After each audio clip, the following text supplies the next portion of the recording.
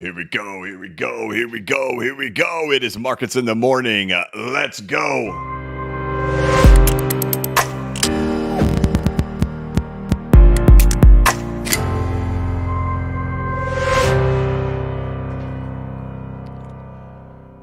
Hey, what's going on, everybody? This is the blockchain backer bringing you the latest cryptocurrency news and analysis. Welcome to Markets in the Morning. Today is Thursday, January 11th, 2024. This is Markets in the Morning, where we take a look at the price action of the cryptocurrency market, including the Bitcoin price chart, the altcoin market. Take a look over there at the stock market as it gets set to open in about a half an hour from right now. And then we'll take a look, of course, over there at the DXY US dollar currency index and precious metals, along with looking at financial news and crypto news going on out there. Of course, this is obviously a very early start to Markets in the Morning today. Normally we start anywhere about 3 to 5 minutes before the stock market opens. But if you've been living under a rock and don't know, you should by now, the Bitcoin ETFs have all been approved. And we are going to be having the Bitcoin ETFs launch at market opening. So we are going to have a little bit of preparation here and just kind of see how the market's doing as we get ready for that event to unfold. I do not know how the market is going to react when it opens up and how things are going to go. So we'll watch it all together. All the ETFs will have different prices, right? So they're not tracking the price of Bitcoin. So you won't see them, like the price of Bitcoin is $47,500 right now. That does not mean the ETFs are going to be $47.50 or $470.50. They're, each ETF has a specific amount of Bitcoin in the actual ETF. So we'll see varying prices all over the place, from 15 to 25 to 30 to 50, whatever. They're all going to be different prices. They're not going to be tracking and looking exactly like the price of Bitcoin. It just depends on how much Bitcoin is in each individual ETF share. So as we get ready for that, I do have this list over here. I do pay to get the extra data. A lot of these aren't trading. The IBIT, which is the BlackRock one, that one is trading, and it's not showing up on my computer, but I do have it over here on my phone. It is showing up on there for some reason.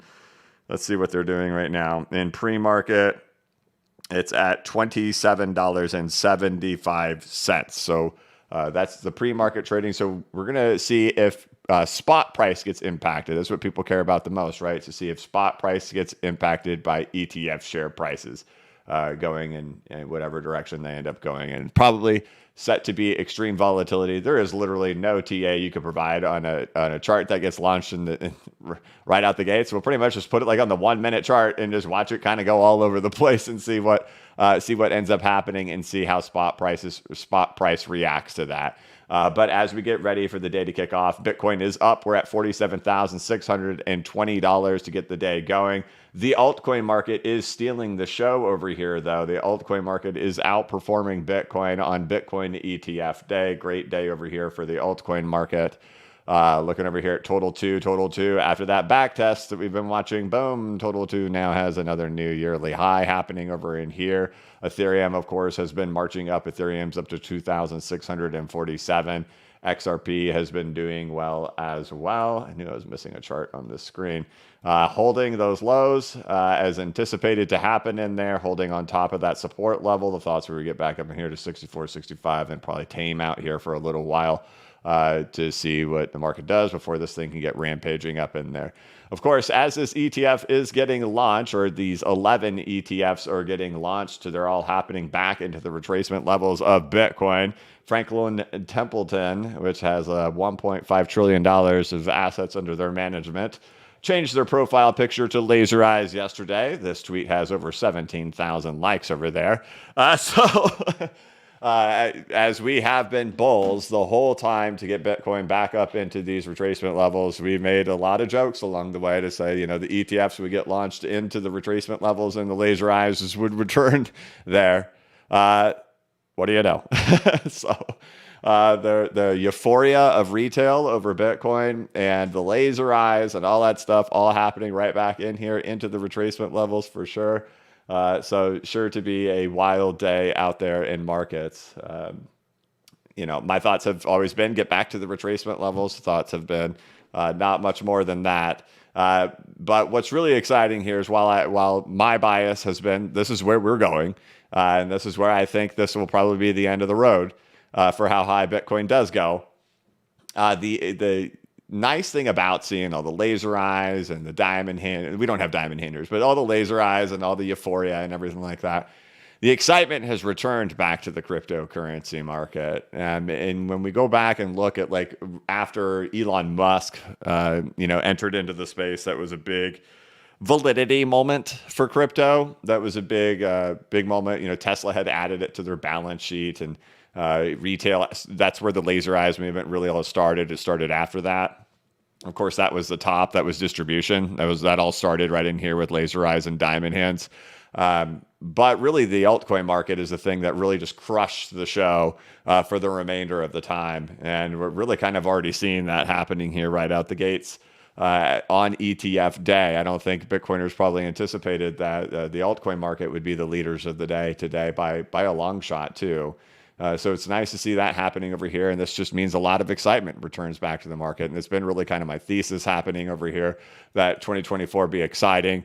Not the whole year, but this is how things go. And we're already seeing it right now, just from a sentiment standpoint, extreme excitement entering the market. And typically this takes a little while to wash away for excitement. And that means there's a lot of chasing, a lot of rotating around, a lot of movement, and a lot of excitement. While Bitcoiners would love to say it's just a Bitcoin headline, it's not. Coinbase Robinhood shares rise as Bitcoin ETF approval adds credibility to the cryptocurrency industry. So this is just in general, just good for crypto. With Bitcoin, of course, my concerns are getting back into the retracements because this is what I said for the last year and a half. As all the 12Kers just 12K'd the whole time at the bottom, all the screaming, all the negativity we've dealt with to get back here. Now they're all super, super FOMO, YOLO as we get back here, as the anticipation of that would be. And that there would be a narrative, something to make it to where they can't afford not to buy. Right? It's almost kind of like that, right? I can't afford not to own it because what if? But here we are, and this is how excitement hits markets, and I'm really excited for the months ahead and what that has to bring.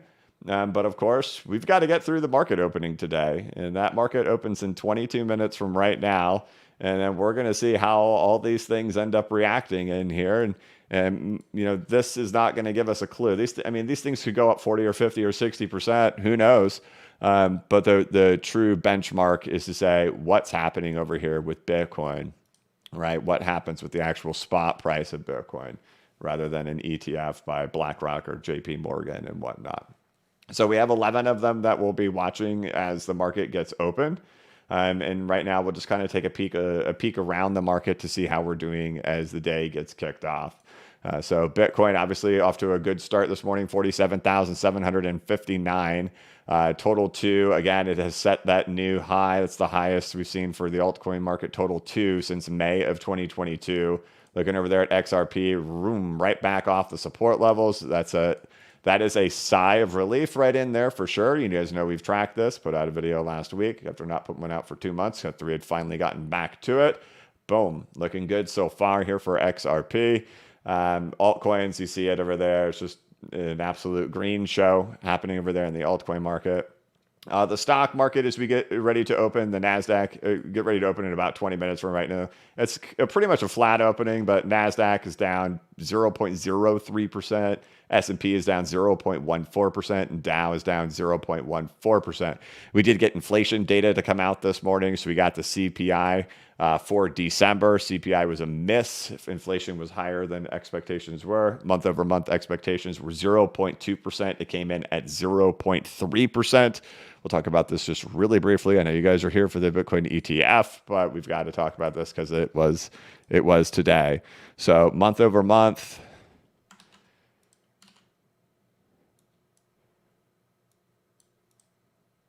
Okay, and then year over year.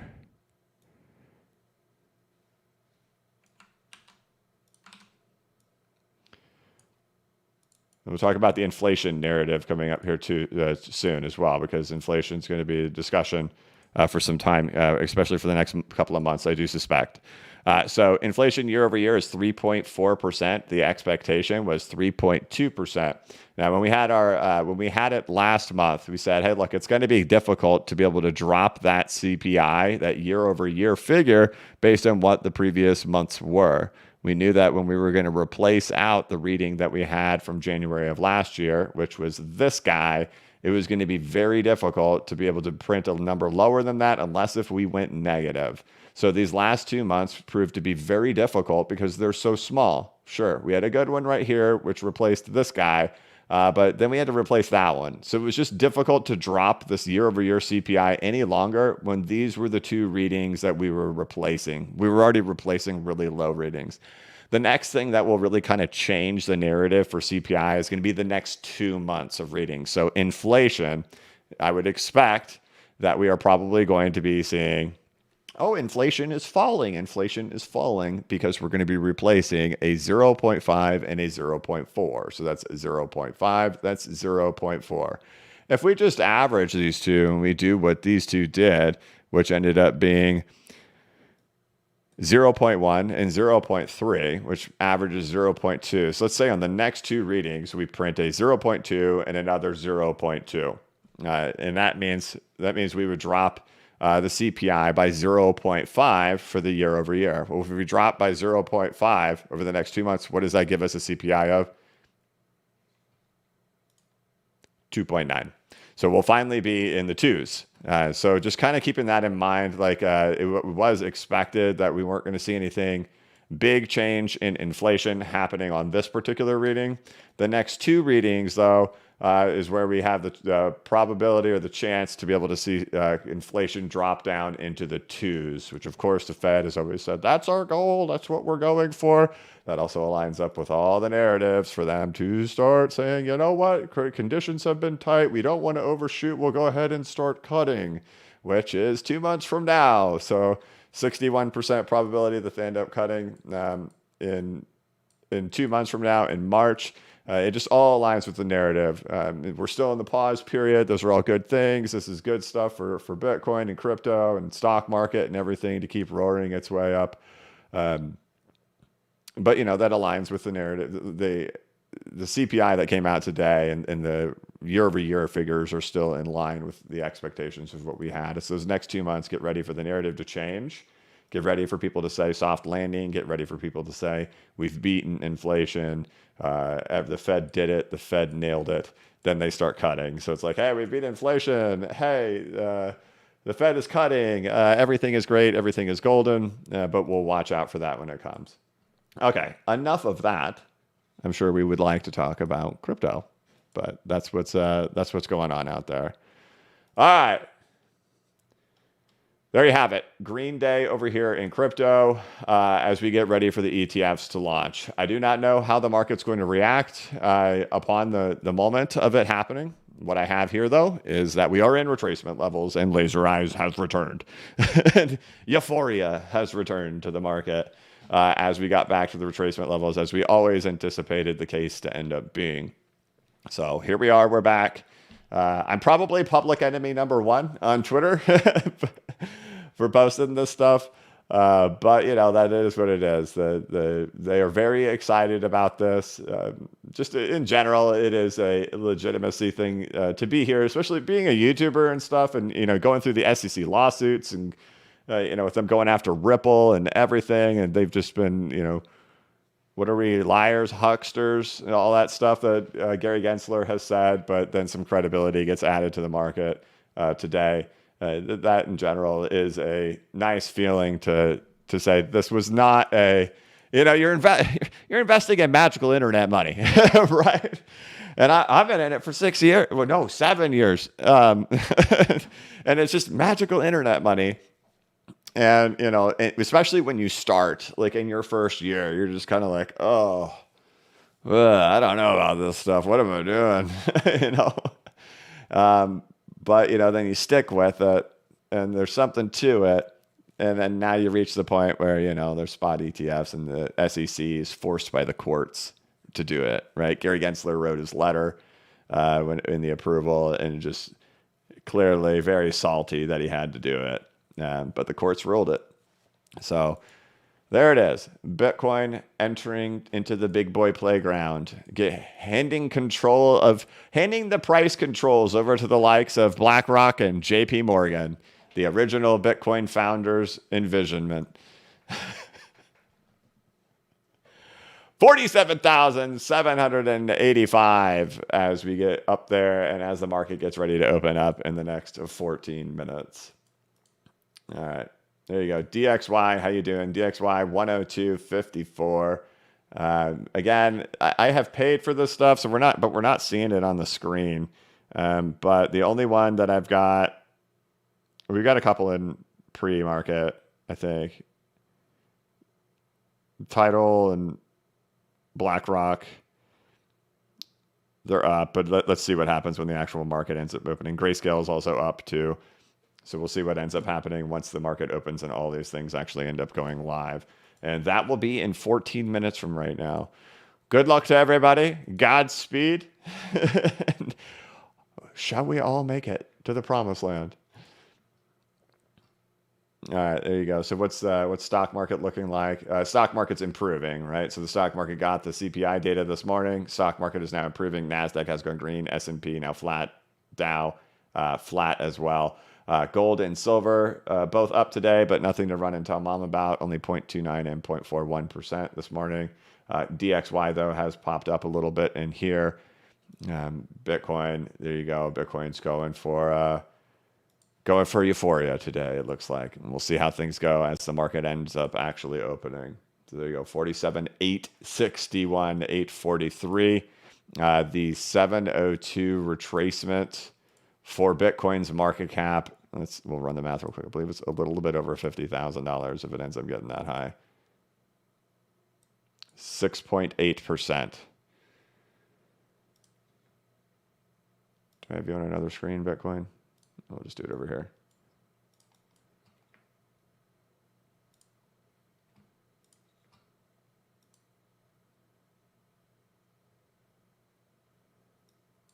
A little bit over 50, almost 51,000.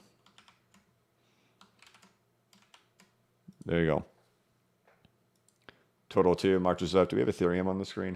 How's Ethereum doing today? Ethereum 2636. Ethereum also marched its way up. We were looking at these things earlier this week. You had people asking all about this stuff too. Wicked below, took out all the stop losses, flushed itself back up. There you go, Ethereum. XRP, this is exactly as we talked about last week. So we're getting to a point where, maybe a little bit higher, but I do anticipate this thing will pause out here for a few days. This is what that guy was really angry about in that earlier this week, that we would go back up here and pause for a little while. He lost his mind to the idea of that. All right, there we go. 11 minutes. We'll hop into the chat really quick as we get ready for that to go. I'm trying to think if there's anything else we need to cover before we get going. There are 11 ETFs that are going to launch. We will have all of them up here ready to go. And of course, the thing we'll be paying most attention to is spot price. These things will likely be going nuts. Whether they're appropriately priced at the launch or not, who knows? We could see these things negative 60%. We could see these things plus 200%. I have no clue what these ETFs are going to actually do. The main thing, the benchmark, is paying attention to what happens to the spot price of Bitcoin, right? So we'll see how those things go, and then we'll see how that impacts. We'll see how that impacts this. Now, the thing is, retail investors definitely think they have front run the banks here. Things to keep in mind. The narrative out there is that we've completely front run the banks. We front run JP Morgan. JP Morgan owns no Bitcoin. And the only way they're going to be able to keep up with demand is to run to Binance and spot buy, market buy Bitcoin to shoot the price up. If you think that for half a second, you're nuts. They likely bought all this stuff down here where everybody was screaming for lower prices, and they can distribute in here, right? This is that is the probable thing happening here, right? The probable thing is this is a fancy form of distribution. So we're gonna watch it. We'll keep our eyes on it. Of course, I know everybody wants to hear YOLO and hear excitement. We're gonna see how this thing goes together live. We're in the retracements. The 702 is only 6.8% away. And wouldn't it be just absolutely magical that on ETF day we hit it? Wouldn't it be magic? It would be unbelievable. So, okay, there we go. We'll hop into the chat real quick. Sick Thinker gifted a BCB membership. Brother, thank you very much. And we'll have all these launches here in 9 minutes, so I will stop in the chat as we get closer. Hudson says, hey, BCB, do you wear sunglasses when you do your live streams or just when you're interviewed? You're the best. Thank you enough for all your work and do behind the scenes. Smash the like button. Oh, no, I definitely do not wear sunglasses while I am sitting here by myself. That's just reserved for interviews. Stay true to the brand, right? I'm dressed very casual during live streams, but I do always wear the hat still. I do still have the hat on. Gino D'Amelio, I made a steak at 135 degrees yesterday and thought of you. I've been watching your videos since early 2021 and I've never missed a video. Appreciate you, brother. 135, perfect temp. I hope it was amazing, Gino. Thank you. One rough weekend. I told my wife Bitcoin might be moving down. My wife told me I'm not special. Hey, are you guys getting any text messages from people yet saying I'm wanting to buy? I want to get into crypto. That's what we're waiting on, right? I haven't gotten those texts yet. I have not gotten people saying, hey, I'm going to buy Bitcoin today. I'm sure there are people. I mean, come on, it's front and center everywhere. But if you remember in 2021, like the mark of the real top, like you had like 7 people texting you, hey, I'm going to buy Dogecoin today. And it's like, oh, that's dumb. I haven't gotten those yet. Luso, when Doom? Good luck if you're looking for Doom. we just hit laser eyes euphoria, right? Percentage wise, those are chasing Bitcoin. That's great. You know, the math is not in your favor. But, and I think you could see that even today too. The math, there's Bitcoin down there. The math is not in your favor, but sign up for my newsletter and maybe you'll find out. Kevin Edwards, listen to you every day. Great work. Thank you. Thank you very much, Kevin. Crypto Question, any thoughts on the validity of Golden Cross showing in Bitcoin? 50-day MA crossing the 200-day MA. I don't pay attention to those. The thing is, like, when we see those, like, why do we value these? Because if you go back when the bottom happened, the last 3 bottoms for Bitcoin were death crosses, and the bottom was in. Oh no, the death cross hit. Now we're really doomed. The crash has already happened. We're already at the bottom. The death cross happens, and that's the bottom. It's already in, right? And then we start working our way back up once the death cross happens and all the headlines hit it, right? So we get golden cross to the upside. Is that like, oh, now we're bullish? Or is it more just like, enough time has elapsed, we're back into retracements, moving averages have an opportunity to be able to start, crossing themselves. Just given it enough time, that's what eventually ends up happening. I guess we're doing weekly, right? Like you said, 50-day. Right. Here's the death cross. Here's where we die. Here's where the death cross occurred. We only went up from there. So I don't put anything on those. We've gone through that a lot. Like even don't we have, where do we have other death crosses? We've got them at, I'll come back to this. How much time do we have? We have 4 minutes, right? So here's your death cross here, right? Here's your golden cross. It just wouldn't a death cross insinuate that we're dead? This just makes sense. We've gotten so far away and enough time has elapsed that it started turning that way. But total to was it daily moving averages where it all happened at? Is it weekly? Probably weekly.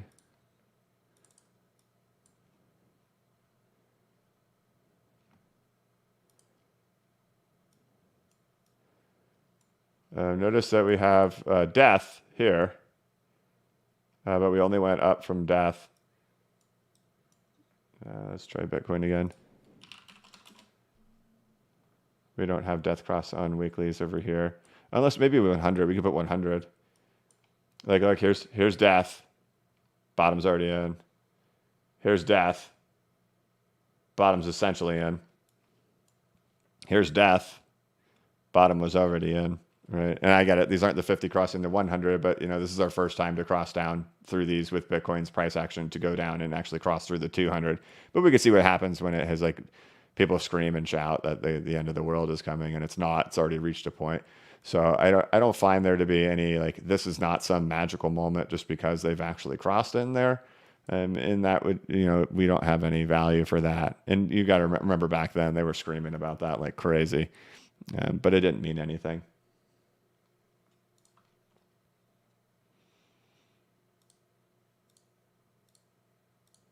There we go.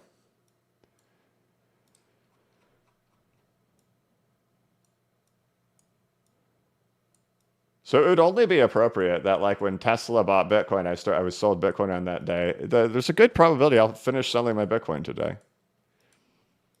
The day of the ETFs. It would only be appropriate. Now again, I do have 35% of my Bitcoin I bought in 2018 and 19 when it was like between $6,000 and $3,000. That little bit amount of Bitcoin right there does still represent 8% of my entire portfolio. But all the stuff bought during the depths of gloom and doom, when people thought we were never coming back, it's only appropriate for me to let go of it when they think we're never going down again. So that will probably happen today, and I'll probably post it over there on Twitter, especially if we get a little bit of pop-up. They'll mark the finishing move of it. Like, what? This is supposed to be a great day. You're talking about selling. That's crazy. Okay, we are 3 minutes away from everything to happen. For the chaos to ensue.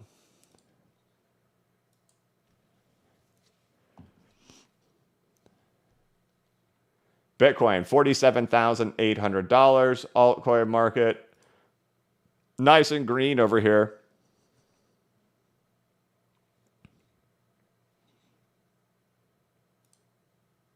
Ethereum, 2631.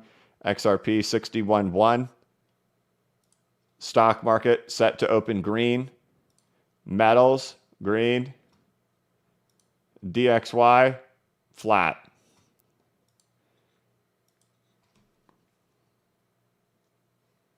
T-minus 2 minutes till ETFs launch.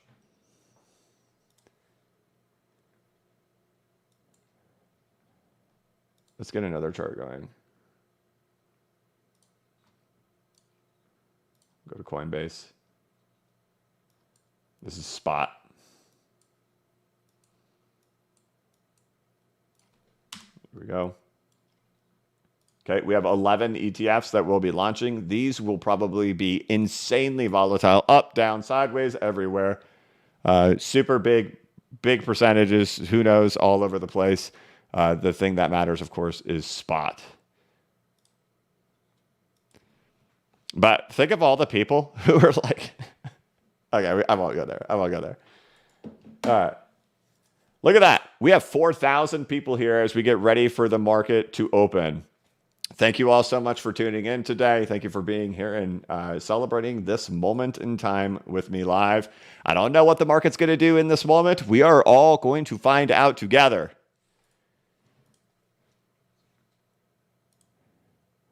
T-minus 20 seconds till market opens.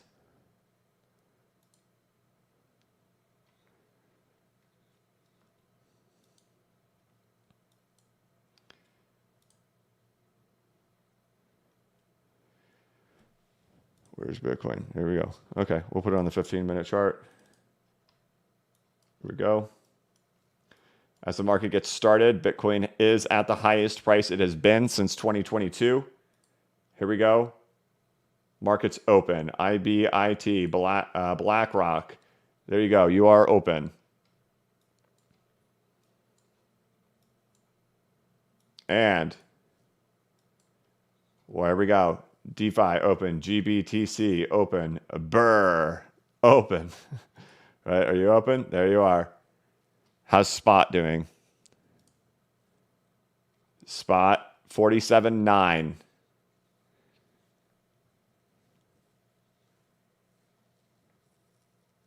How are the altcoins doing? Holding steady. All right, GBTC gapped open on the 1 minute. IBIT. There you go. 1 minute candle of glory. Where were you during the first 1 minute opening? Right here.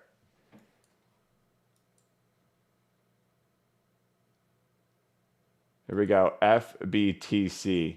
FBTC open. Fidelity's Bitcoin ETF open.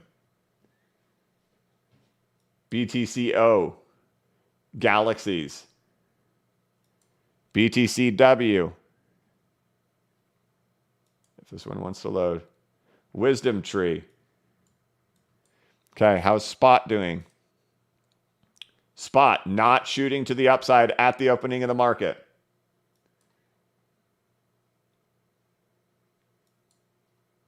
Fidelity.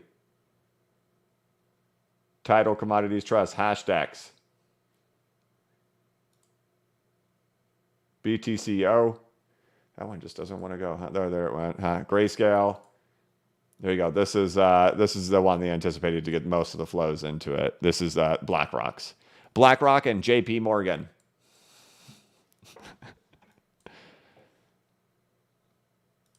Bitcoin. Spot not shooting to the upside.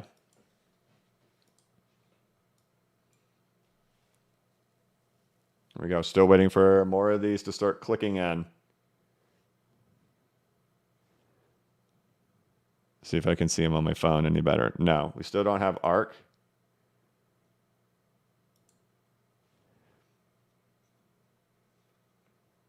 How's Spot doing?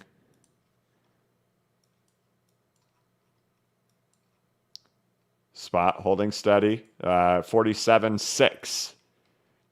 No big jump on Spot at market opening.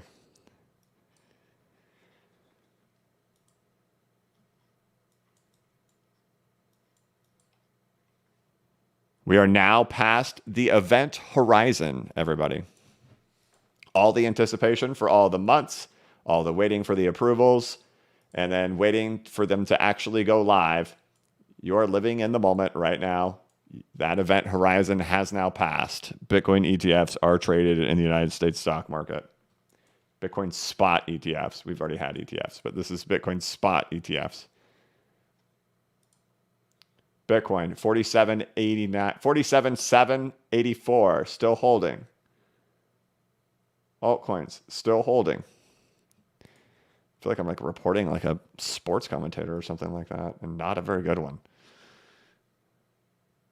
All right, 47.8. So we are seeing it hold steady. We have not seen any crazy, this market, it still seems like it's waiting for the rest of these to end up getting open. I don't know why they're not all open just yet, but it looks like we definitely have 1, 2, 3, 4, 5, 6, 7 of them going.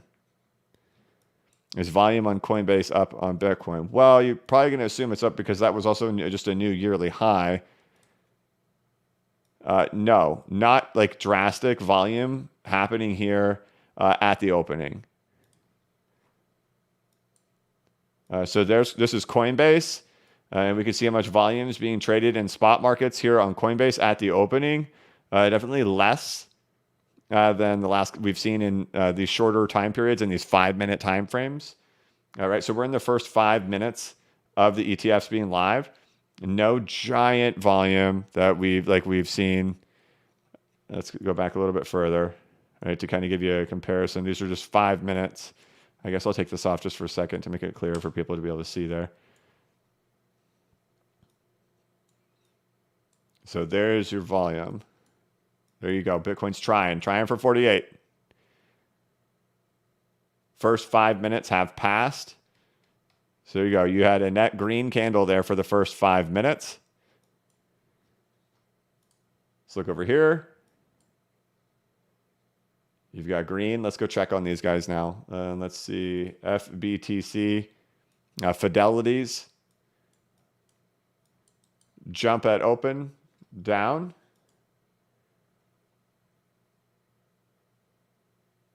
Hashtags, jump it open, down, burr.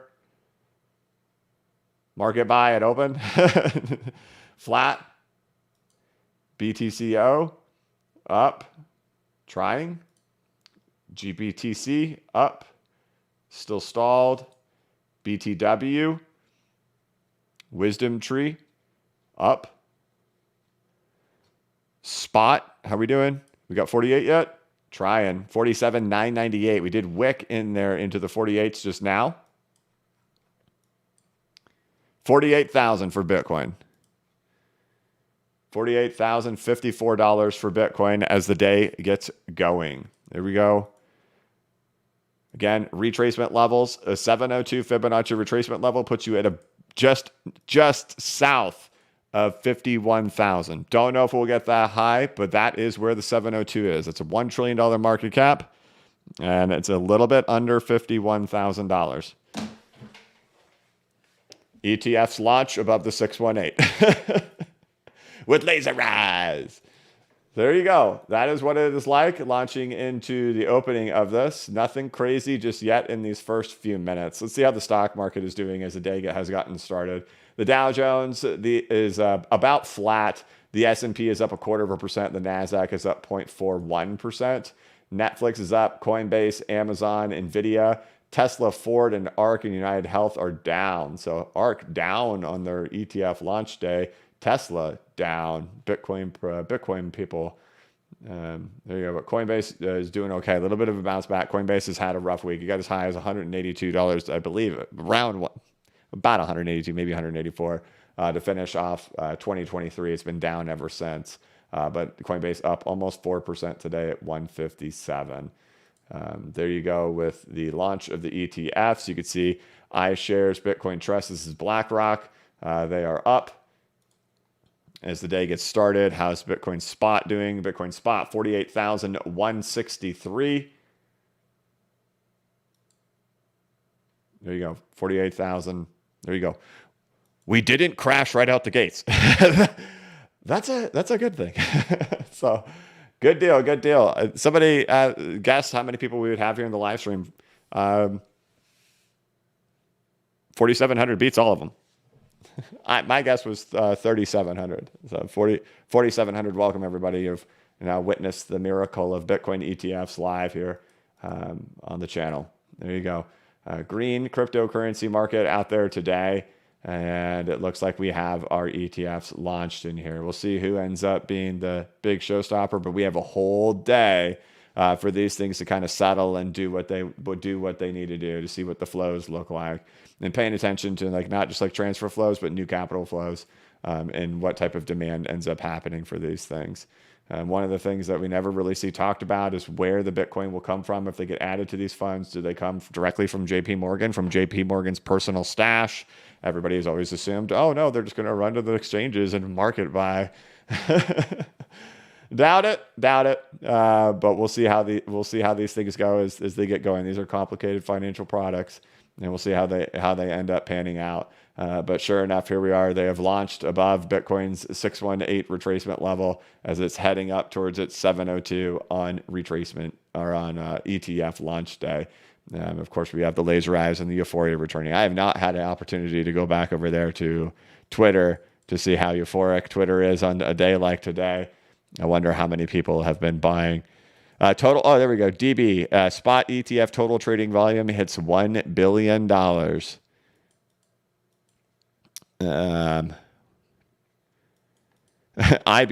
according to TXMC, says IBIT does 1.2 million.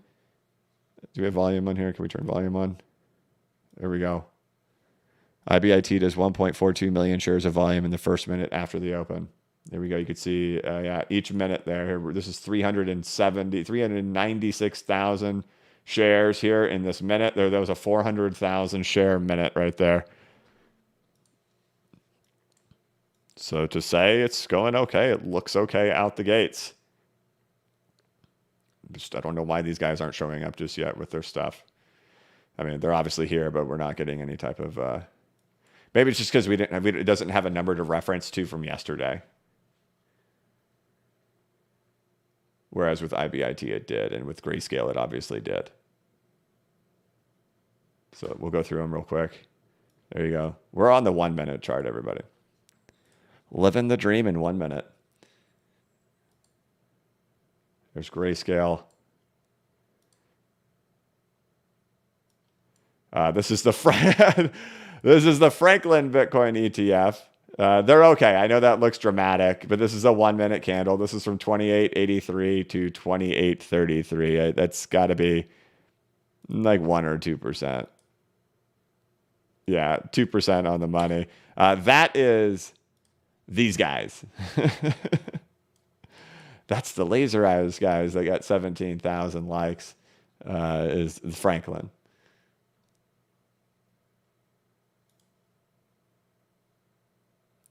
Galaxy.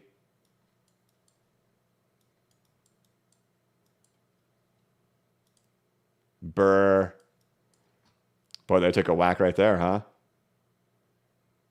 1420 to 1360. So they took a 4% whack right in there. How much volume you guys getting? Not like next to none. Not like BlackRock is. The volume on BlackRock is huge. How about ARK? Their ARK is now live. There's ARK. ARK is getting better. Okay, let's go through these volume-wise. We're just going to do like 5 minutes. 5 minutes. Okay. Wisdom Tree. Trash. No volume. Grayscale. Lots of volume. Lots of volume on Grayscale. Franklin. Well, they've only been open for a minute, right? 3 minutes. But so far, trash. So in this so let's like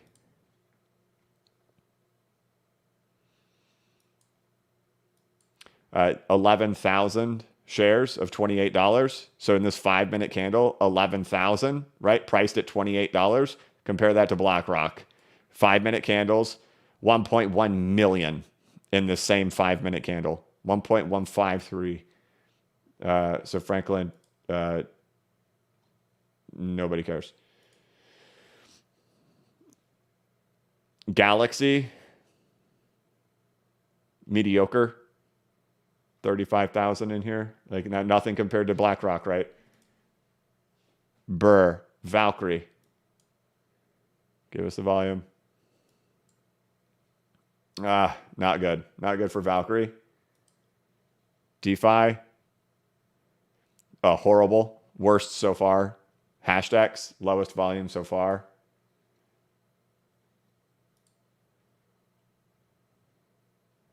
Fidelity, very good. Lots of volume. Kind of the names that you'd expect to be the leaders here. Fidelity and BlackRock so far are the ones with the most volume right out the gates. Bitwise, pretty good. 192,000 here in this 5 minutes. But still, BlackRock, the winner so far. Look at this, 1.78 million here in this candle right in here. How is Spot doing? Spot is at 48,535. BlackRock, unquestionably the leader in volume. ARK, while it just launched in this 5 minutes, ARK is holding its own okay. So ARK is doing much better than some of these other ones. ARK's at 286.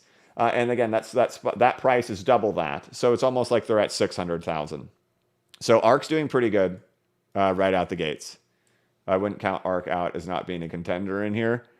Bitwise, okay. Not horrible, but okay. Fidelity, very good.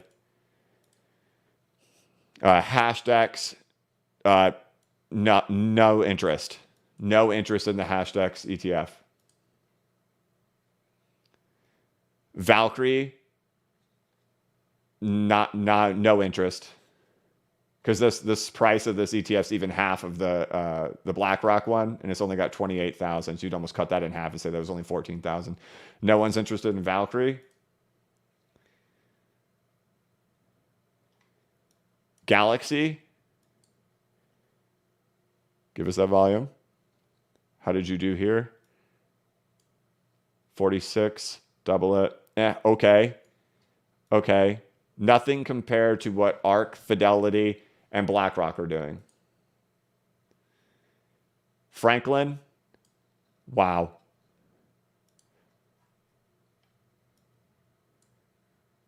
Just no volume. No volume whatsoever. These guys, Franklin Templeton, no volume.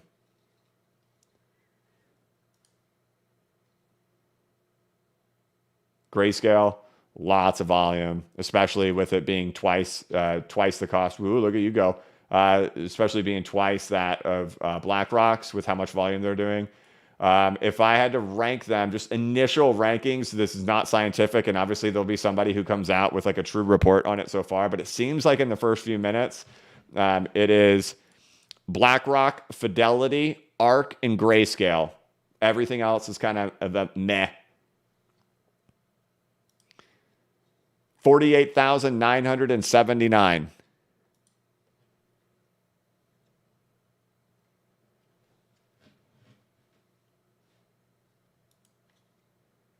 Here we go. How's the stock market doing? Just make sure you're holding yourself together. Dow slipping slightly red. NASDAQ and S&P up slightly. NASDAQ up a little bit more. How's Coinbase doing? Coinbase is doing well, up 158. There you go. How's volume doing here? Just judging by it so far, how far are we into this? Okay, we're almost halfway through the candle. You could see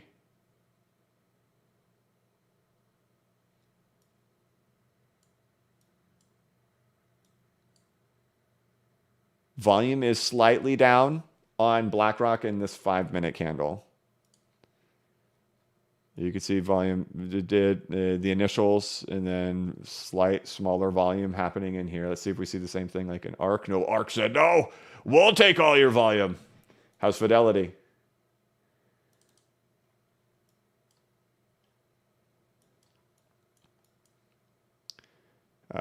Fidelity is definitely a contender. Fidelity is definitely up there. I think so far what we see is Grayscale, ARK, Fidelity, and BlackRock. All the other ones are kind of eh.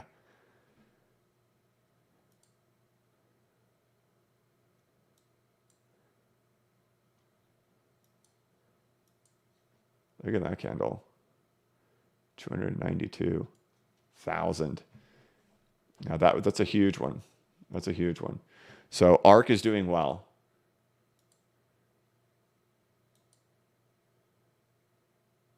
Fidelity.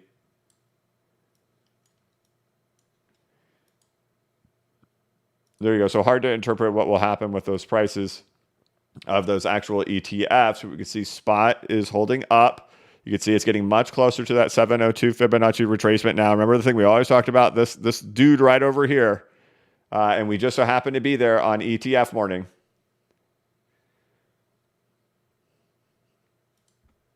$5,000 people in the stream. Let us go. If you could, please hit the like button. Thank you. All right, so there you go. Let's see what happened here. Valkyrie, right? They just have really no volume. Let's get the infographic. So I'm going to lose this chart if I do. Okay, 43,000 in 5 minutes. Still, Wisdom Tree, just absolutely no volume on this Wisdom Tree one. Grayscale, just smashing volume. Completely smashing it with volume for Grayscale. Franklin Templeton, the laser eyes guys, totally, absolutely no interest with them. No volume.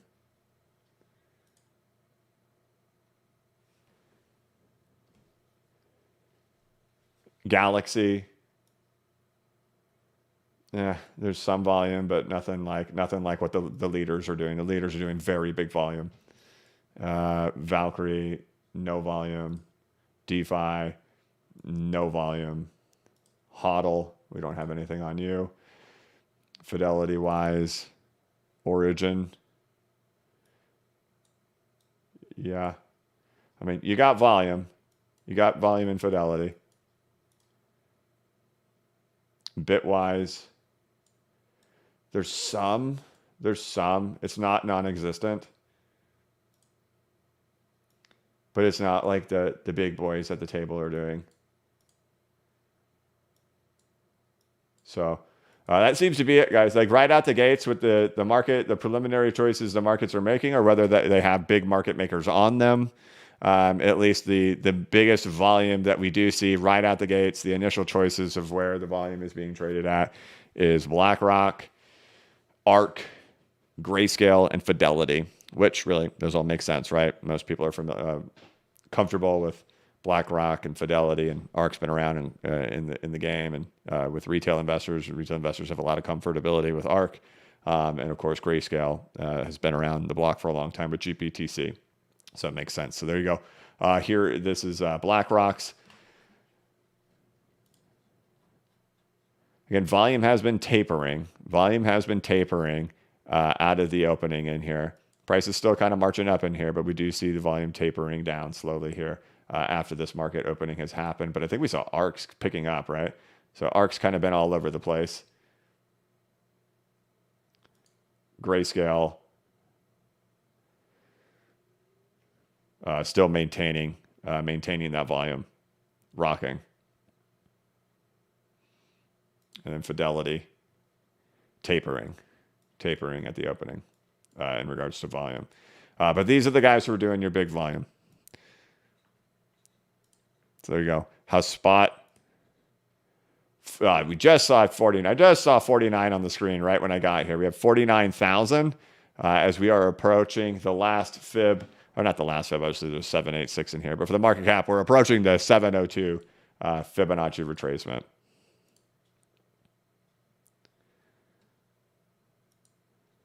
XRP 61.7, altcoins in the green.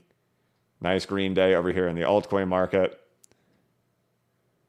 Looks like the altcoins have chilled out though after the market has opened. Everybody's kind of focused on Bitcoin right there during this exact moment in time, these last 15, 20 minutes. So there you have it. Launch, and it looks like the chosen ones are Fidelity, Grayscale, BlackRock, and ARK. Some of these have really concerning low volumes.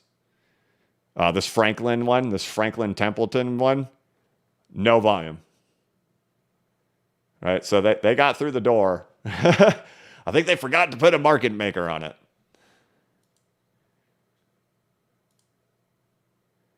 Here we go. So like we saw diminishing volume here. So even the BlackRock one has taken back the last 10 minutes now. ARK, how are you? Marching. Grayscale is that one that's been just straight up in here. There we go. How's spot? 48,786.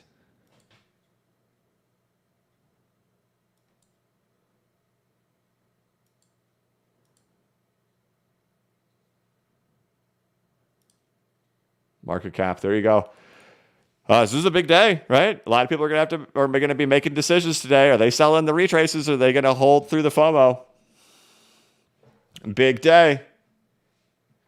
If there's ever a time of where there's the max euphoria, today would be the day.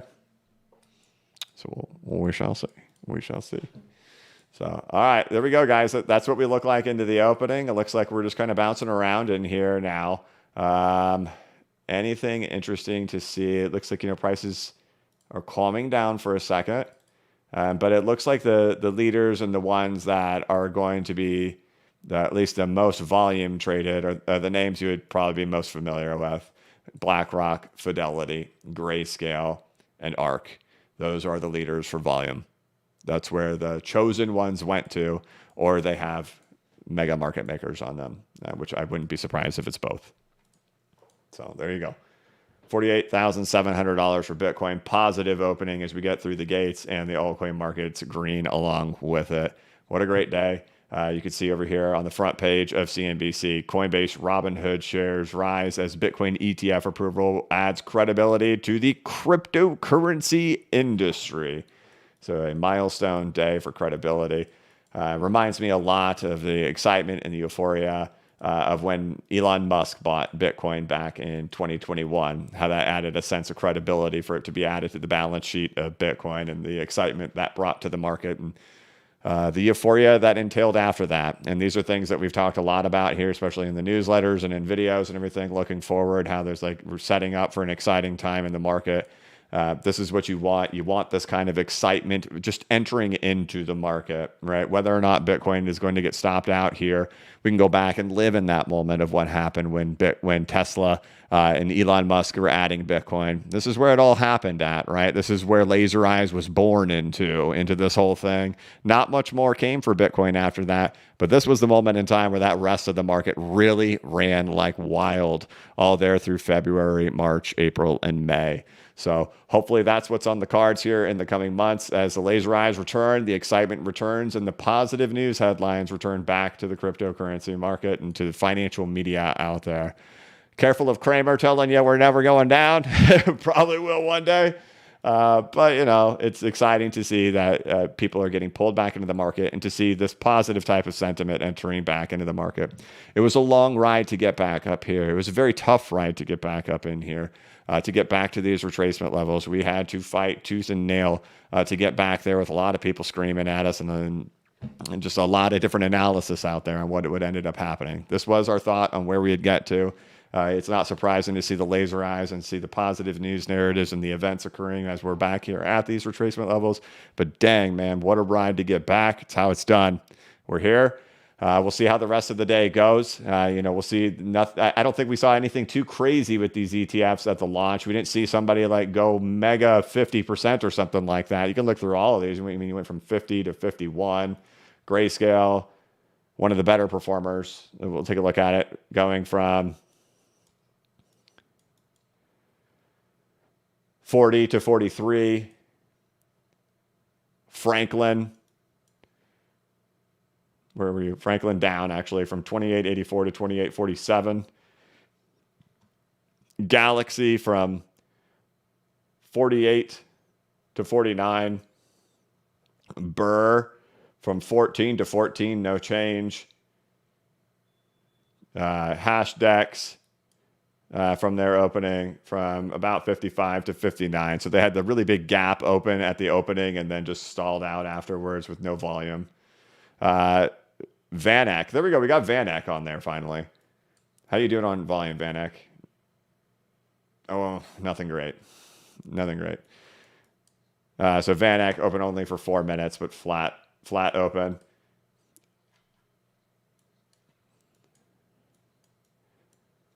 Fidelity from 41 to 44. Getting as high as 50 back down to 44. So anybody who yellow bought that in the opening, they're down 10% at the opening. So, yeah. Anyway, there you go. No big monster moves, right? But I don't think that should be expected. I don't think you should expect it. I think these things are intended to be priced to follow along with this guy. Right. If you're wanting to see your ETF skyrocket while Bitcoin stays flat, I don't think that's the concept of them. But so at least we do see stability happening out there. And the positive thing is you do see upward price action here for Bitcoin. You're at 48,621. Keep your eyes out. Today could be the big day where we hit the 702, everybody. Could be. All right. That's going to be it for the most of this. I'm going to hop into the chat now. We can see the stock market waffling. Stock market now slips into the red for the Dow and the S&P, although slightly. NASDAQ positive. Coinbase losing all of its gains. Coinbase now up only 1%. It was up about 5% earlier, now up 0.8%. Was up about 4% at the market opening. Maybe there's some underperforming data in there that we don't have the ability to see on our end. DXY, slight up. Metals, slight up. Dow, slight down. NDXT, do we have the data on you yet? You should be open. NDXT, even though that's 15-minute delayed, it did show it up 0.35%. That's going to be tracking the NASDAQ, so about 0.12% as well. So there you go. 48,719. And it looks like the winners this morning in regards to ETF. So there you go. Here goes BlackRock again. BlackRock seems to be the one with the most volume, along with Fidelity, ARK, and Grayscale. Some of these guys, big duds, especially the guys who did this Franklin Templeton one. They're the ones with the lowest volume in there, right? Is that this one? Easy BC Franklin.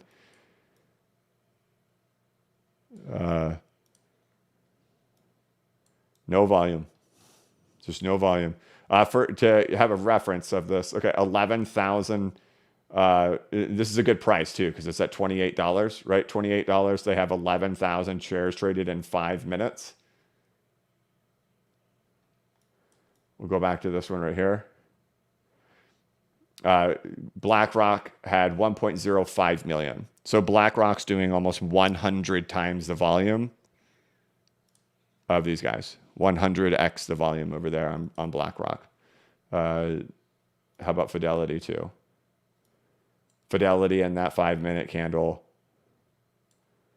did 478, but their price is almost double. So it's close. It's almost like they did 700 or 800 in comparison to BlackRock's 1.05. And then ARK,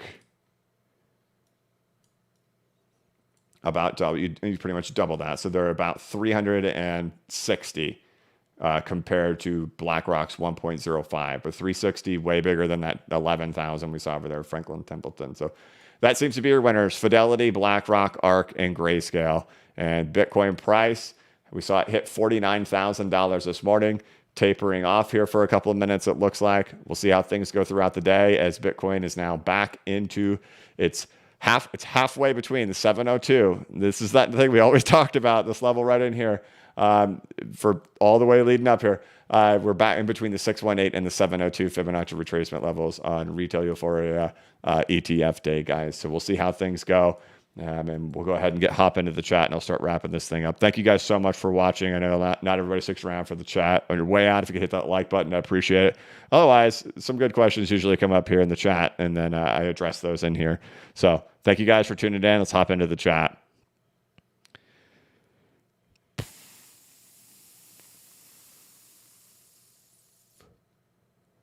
The last question was by Crypto Quester. He'd asked about golden crosses. We took care of that one. Can we fix things? It's hi BCB. Which cold storage wallet do you use? I've talked about it in the past. I don't want to give any of them like free promotions. They would love that right now. Yeah, but there's several out there. Pick your choice. It's kind of like when people ask me about exchanges. I don't like to recommend exchanges and stuff like that too. But I use several different storage techniques of cold storage, not just the devices, but different means of doing it. Gino, BCH, is this their son? Is there such a thing as a 3.702 Fibonacci extension? If so, why don't you use it? Well, I've never seen reactions to that. I've never looked for a 3. It's like looking for a 2.702. I've never really looked for them. I don't know. I just haven't looked for something like that. A lot of people try to make their own fib numbers outside of other stuff and then switch them to log scale and everything like that. I just don't play that game. You in order for a Fibonacci retracement level to have any significance, you need to show me 5 or 10 different examples where it worked to the button. No leniency, no saying, oh, look, it went 38% beyond it, but we can kind of say it hit it. No, I want to see pinpoint nails. You give me pinpoint nails of fibs of something you found and you've seen it happen 5 or 10 times, you'll get my attention. But never when it's like, well, look, it worked this one time and it was like 19% beyond it and it stopped. It's like, no, I think you're just trying to see things. You know what I mean? So I'm a real big stickler about that. You got to show me a lot of examples of it pinpoint nailing and then you'll have my attention. But thank you, Gino. Crypto View, when rotation Bitcoin to XRP, asking for a friend. I'm going to let you guys make that decision for yourself. I don't think Bitcoin has much left in it. In front of 4,500 people. That is how you get on ETF day. That is how you get 100 thumbs down. I just don't think Bitcoin has much left in it. You do whatever you want though. Wigmapool 182. Hi, I had 0 kids when I first started watching you. I now have 3, and hopefully soon I can secure their futures. All thanks to you and your education, bro. How do you have 3 kids in like 4 years and 2 months? You busy? You a busy man. Good for you. Congratulations, man. A guy with 3 first names. I've been watching since I got to listen to you. It's been a while since I've gotten to listen to you at work. I'm glad ETF Day is a day I get to spend with you. Oh, that's awesome. Yeah, we started a little bit earlier today, earlier than usual for sure. Brian Parrott. Hey, BCB, thanks for being with us always. First wave, April of 21, Bitcoin market cap as the high was rejected exactly at 702. What are the chances April is where we should track and that's where big money projects from? Thank you. I think we've already passed that today when we just had this movement, right? So he had sent that before the market had even opened. So what he's referring to is instead of using here,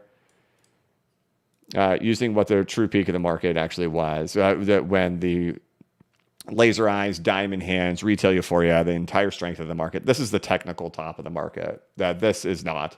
And you can also see that just when you look at grayscale and stuff like that. You can see how the top of the market comes in back into the retail euphoria phase.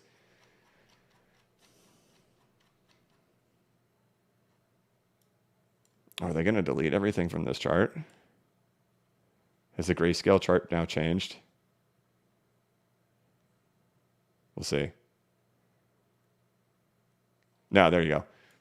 Right, so you even have your tops over here in February, right? There's April, here's May, here's November of 2021. It doesn't even exceed April of 2021, right? So like and we're not going to go too deep into this if you don't believe in it. There's not enough. Today's not the right day to go into all of that, right? But from the excitement phase, the buying phase, the volume phase of the market, this is where all the volume of the market is. And of course, like you look at it, all right, Franklin Templeton has been a good time making fun of you, but that's it. We know that the peak of the market occurs back in here. We see, just like in previous bears, where we have the fall off happen in the stochastic on the monthly time frame, where we just fall off the cliff, right? The whole cliff fall off happens back in here. It happens back in April. So what he's showing is he's saying, well, what if we use that as our peak in here? And I get what you're saying. But the issue was we wouldn't have reached our 4.236 extension on the market cap had that been, right? So it was a really unique situation in like knowing we needed to still go higher, and we do, but we go in bearish form back then. So the technical and like we even have like that pinpoint nail happening right in there on the 618. So I still think we're going to roll with this. And I had to make that decision a long time ago. Like even making all the YouTube videos, we haven't been using this one. We've been using this the whole time for the last years to work our way up in here. And this is just the one I've rolled with. And so that's what I'm still going to be sticking with in here. This area is the area to watch out for, right? I don't even know if we're going to get to the 702. The 702 just so happens to be $1 trillion on the button. It's a perfect narrative for people to be like, oh, we rejected at 1 trillion. We just couldn't get through the round number. Also happens to be the 702 Fibonacci retracement. So, it's a time to be cautioned. This is a time of like where the most retail euphoria is. They fought it the whole way up. Right now, they are euphoric. Right now, they have the best narrative they have. This is like Elon Musk buying Bitcoin day for a lot of people, right? It's that big of a day. So, all right, Bitcoin back to 48,000. Let's take a look over there at those real quick and see how these guys are doing now. Ignore that. That's the weekly. There you go. All right, BlackRock. Backy Rui, it goes. ARK. Down. There you go. There's your initial excitement phase.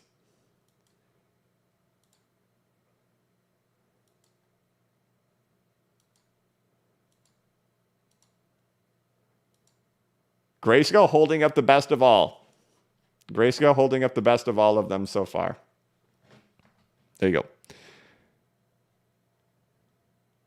go. Brian, yeah, prior to the market opening, that would have been correct. XP Market, five gifted BCB memberships. Brother, thank you very much, XP Market. 702 crew. Look at how many people we have in here. 702 crew.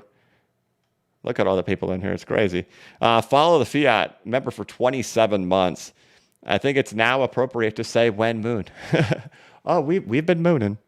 Kim, 589, 37 months. Hit that like button. Thanks, BC Backer, for all you do. Yes. If you're just tuning in, hey, hit that subscribe button. We've been here the whole time. We've been here the whole time for the whole ride up. As you can see, these people with 27 months and 37 months, longtime viewers of the channel. We went through a lot of this together. We fought through it together. We went through all the negative sentiment together. The sun always shines again, guys, and I hope you take that moment to just reflect here for 1 second. If you did go through 2022 and 2023, does the excitement return? When everybody thinks the gloom and doom is here forever, and we fight against that, and we say it's not here for forever, that the excitement does return to markets. Remember it. You're living in it right now. You're seeing it right now. Think of everything you went through and all the fighting you had to do. It comes back. It always comes back. So reflect on that and live in this moment today, and try to stay in gratitude of today, thinking of what it was like and how living in that moment, you maybe thought this was never coming. Here, I did. I did, and I showed up every day to try to say, this is where we're headed. And I hope the life experience can get taught by all of it. So always hope. Kim, thank you. John Trades, do you prefer log scale over arithmetic? Maybe I'm dumb. I would just call it linear. I would just call it linear scale. So when we're dealing with really big time frames and stuff, and to compress it, it just gets real hard to be able to do anything on a chart when we're looking at it like this. I mean, I guess if we're looking at this whole time frame and stuff, so I just prefer to do it in log scale. Now, the thing that happens with log scale or versus linear scale, or as you call arithmetic scale, maybe I'm the dingus over here for calling it linear scale. It's once you start drawing trend lines. If you start drawing boxes and you start drawing trend lines, right? Like if I go like this and say, look, I got a trend line here on log scale, suddenly that trend line's not the same over here on linear scale, right? Or arithmetic scale. That you are not hitting the same things as the same. So that's the only difference in the things to be careful about for me when flipping between log and flipping between linear, is if you're trying to draw any lines and trying to draw any trends, they're going to be different between log and between linear. But otherwise, with the things that we do on the channel, if we're just looking at stuff like this, none of this stuff ever changes, regardless of if we are on linear or if we are on log. And the one thing that is always a huge misconception in here, and which never changes, is that even if we're on log and we have our fibs lined up right in here, the target on here, and I'm not saying we're going here, but I'm just showing this as an example, of 4.236, that's $4.587 trillion, or 4.578. If I take us off of log scale, that does not change it. It still remains the exact same place, 4.578 trillion. It's still the same. There's so many people who say, oh, you're flipping between log. That means you have to flip over here to log-based fibs. Absolutely not. It does not mean that you have to do that.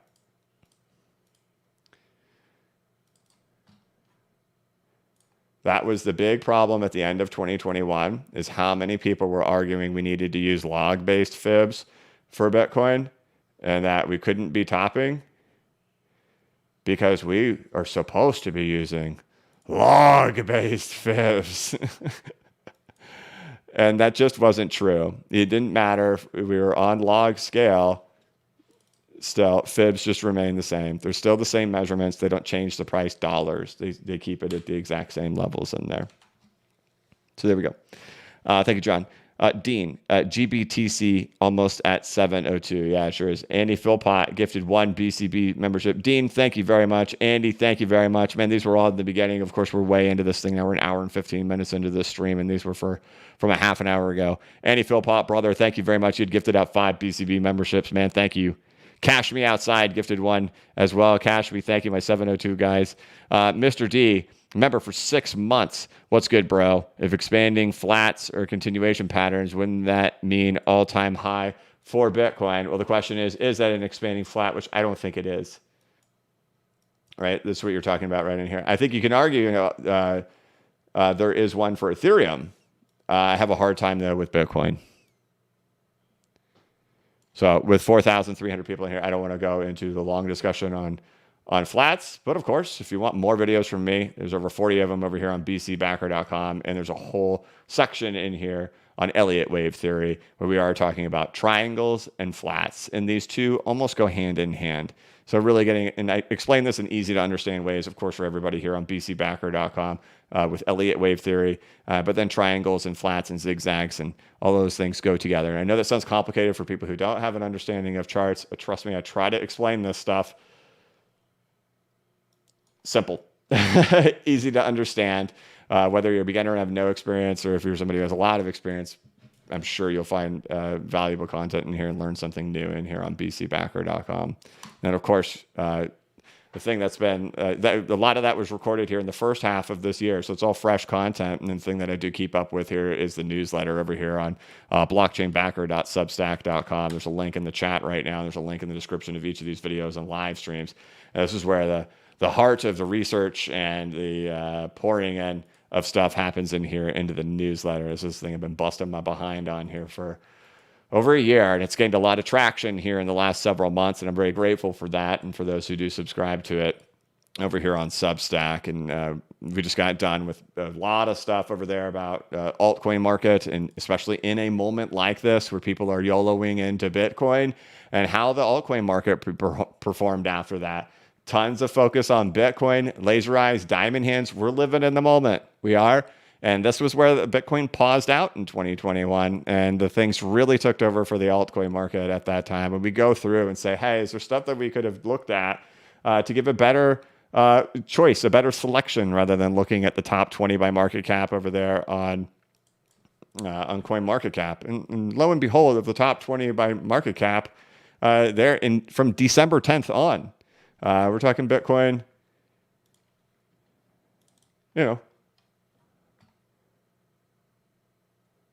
this is where the market YOLOs in to Bitcoin. Bitcoin was the worst performer of the top 20. You would think Bitcoin was the best performer. From here on out, Bitcoin was the worst performer from the top 20. And that's the hard thing for people to wrap their head around in times like this. They're like, we're going to 76K. Let us go. 76K.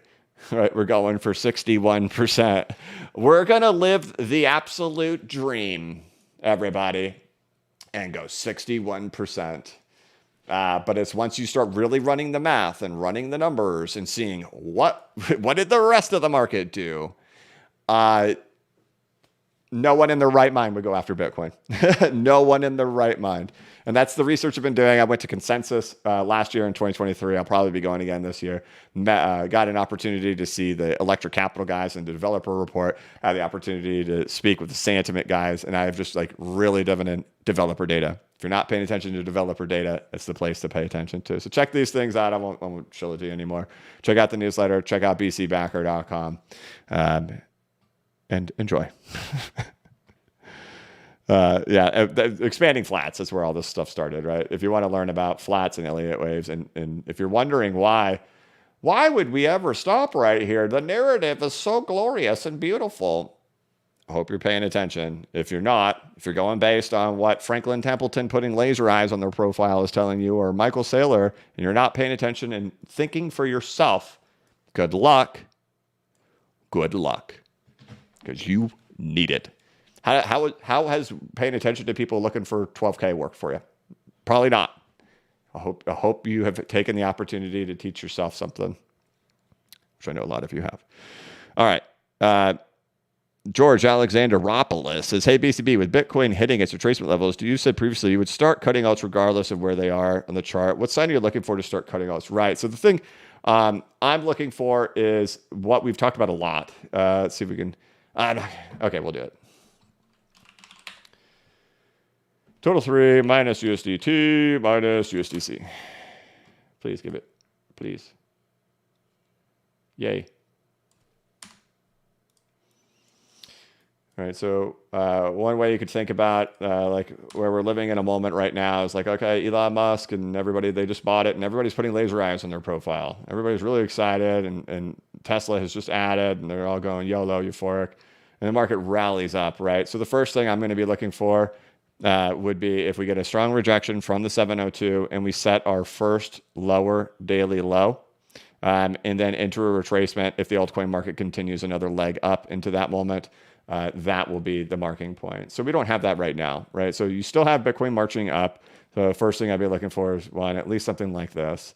And then if we get back into this retracement level and we're just seeing the altcoin market doing that, right? YOLOing into something like that, that would be my sign for me to go.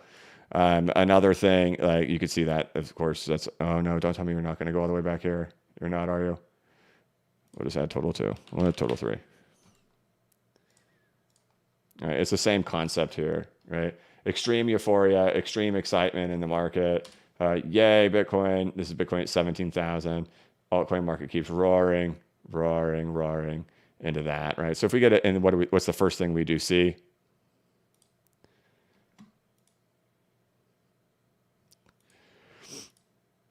Daily low from Bitcoin. All right, so daily low is the marker of that to happen in distribution. We see that in each phase, right? Daily low for Bitcoin comes in here with the altcoin market marching up higher. So that would be the first sign, is to at least get a daily low happening over there in Bitcoin. For me, that's the way I'm playing it. We'll see if that ends up being right, but that's the way I'm treating it. That. Watch out, right? And then this could be tricky too, because it's a common distribution structure, right? And so pay attention for those who are going to reflect back on this in the future and what I'm saying here. Daily low, back in retracement, and altcoin market has still continued up, okay? There's going to be people who say, you said once it gets back to 702 retracement, then you sell. No, altcoin market has to also be moving up. Because that means we're definitely in max euphoria. And the thing to know, we'll feel it. We should feel it. The max euphoria moment. It probably won't be the same as like when Elon Musk goes on a Saturday Night Live, but kind of like today, where like there's this max moment. There's like this long buildup, and it's today. Today's the big moment. It would be probably similar to that.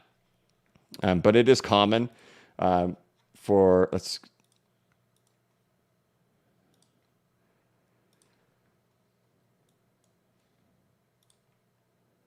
distributions to last a while. And like we talk about with the NDXT, I think it's likely that we could see distribution last for a little while, and that you could actually see it go down.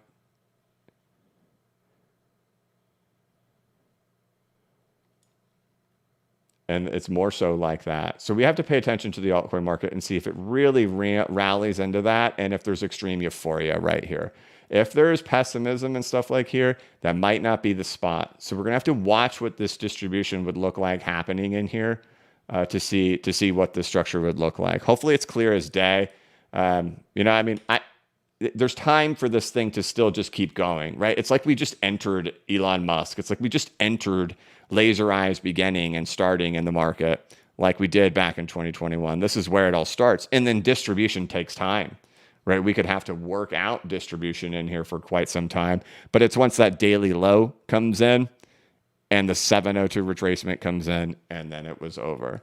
So those are the things that I'm paying attention to, and it would really be marked with a continuation higher in the altcoin market. So we don't have those yet, and I'm real optimistic for the year moving forward, but I am in the belief that we are watching the topping of Bitcoin. No, 4,000 people. They're like, I'm definitely never watching this channel again. Just, this has been the thought. There's a lot of people who've been here through all of it, and it's like, dang, all right, we did it. And they launched the ETF there. They did it, and that's where they launched it. That's crazy, right? They launched the ETF between the 618 and the 702. Pretty amazing.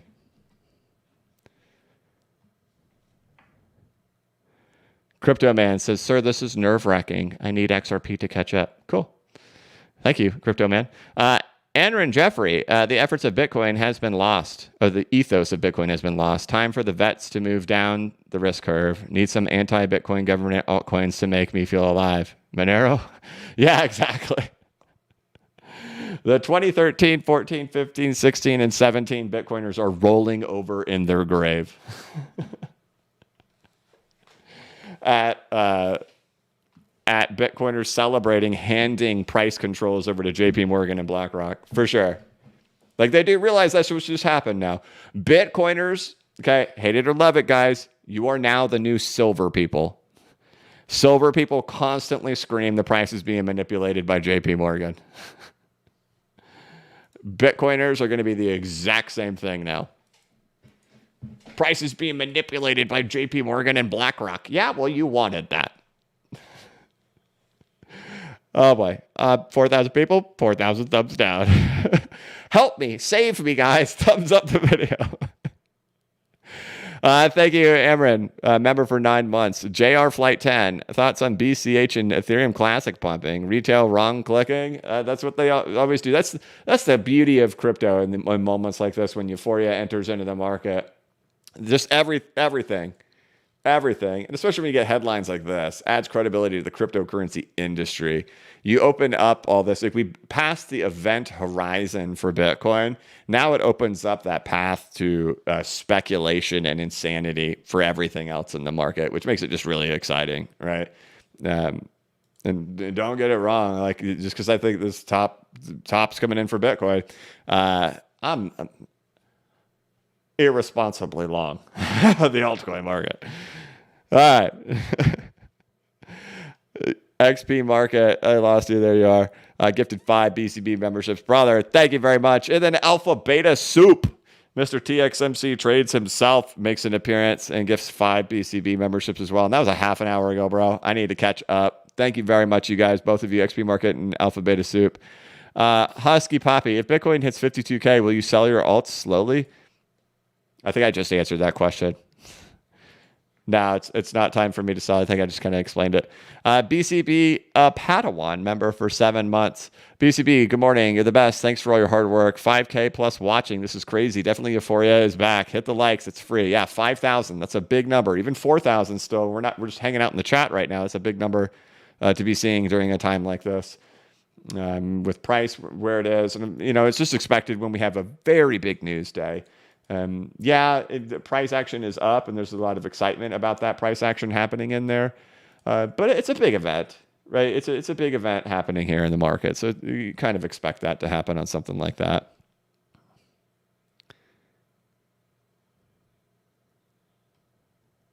JR Flight says, oh no, my 72-year-old pop just asked what crypto to buy. I think we'll get there. We'll get to that craziness. I remember there at the end, once it's like making all kinds of headlines and stuff, I'm telling you that the people that were reaching out to me, we're talking people I haven't talked to in years. We're talking to people with like literally no interest in financial markets whatsoever are suddenly buying Dogecoin. Those were the gut-wrenching kind of feelings happening in there. But it's to be expected. There's going to be some new interest in crypto right now, just with how big of a headline this is. It's all over CNBC. It's all over Bloomberg, that, this is a big moment for the cryptocurrency industry. They'll talk about it all day today on financial media. Linus6 says, I'm happy seeing EOS have some life into it. Yeah, everything's got some life into it. Joker's Performance, brother, thank you, man. A mega super chat, bro, thank you. DXY range break in May of 2004 was the top of the range. January 2005 was the range bottom. Oh boy, we're going back big time frames here. Where are we going? We're going all the way back here. Okay.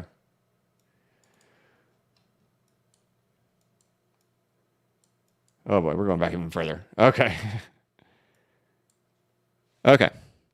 DXY range break in May of 2004. That's here. May was the top of the range. January of 2005 was the range bottom. August of 2007, the DXY broke down through the range. Yep. 2 months later, Dow Jones peaked and rolled over. This was the only time in 40 years the DXY did this. Thanks, BCB. We'll add the, oh, I've already got it right there.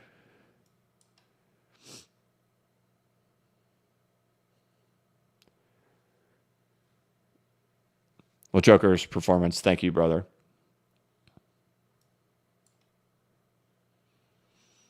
All right, so here's the DXY taking its majestic journey down, and here's the Dow making its majestic journey up. Here you go.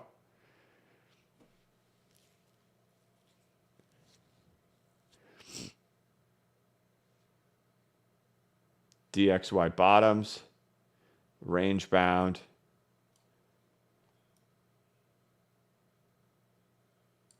I guess I'm not sure what we're referencing to. That we peak, that Dow peaks before DXY bottoms. DXY broke through the bottom of its range. Yeah, it broke through. And I guess that was kind of our climatic moment, right? So like when we talk of Wyckoff, let's just like talk about like what Wyckoff bottoms have. Like they have the selling climax, right? So like in a Wyckoff accumulation, selling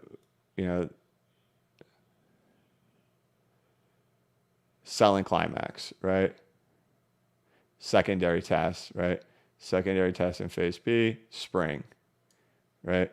So that's your selling climax happening in there. For example, our selling climax for Bitcoin was here. This is our selling climax, right? We go through Luna, absolute trash show. We go through Celsius, 3 Arrows Capital, BlockFi, boom. That is the selling climax, right? Right. This whole time period is very quick and very aggressive and just a horrendous time period in the cryptocurrency market, right?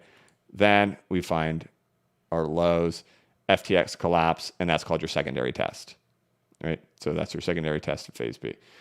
That's the end, or secondary test, right? That's the bottom. And we go down and hit one more time. But really the bulk of the move all happens in here.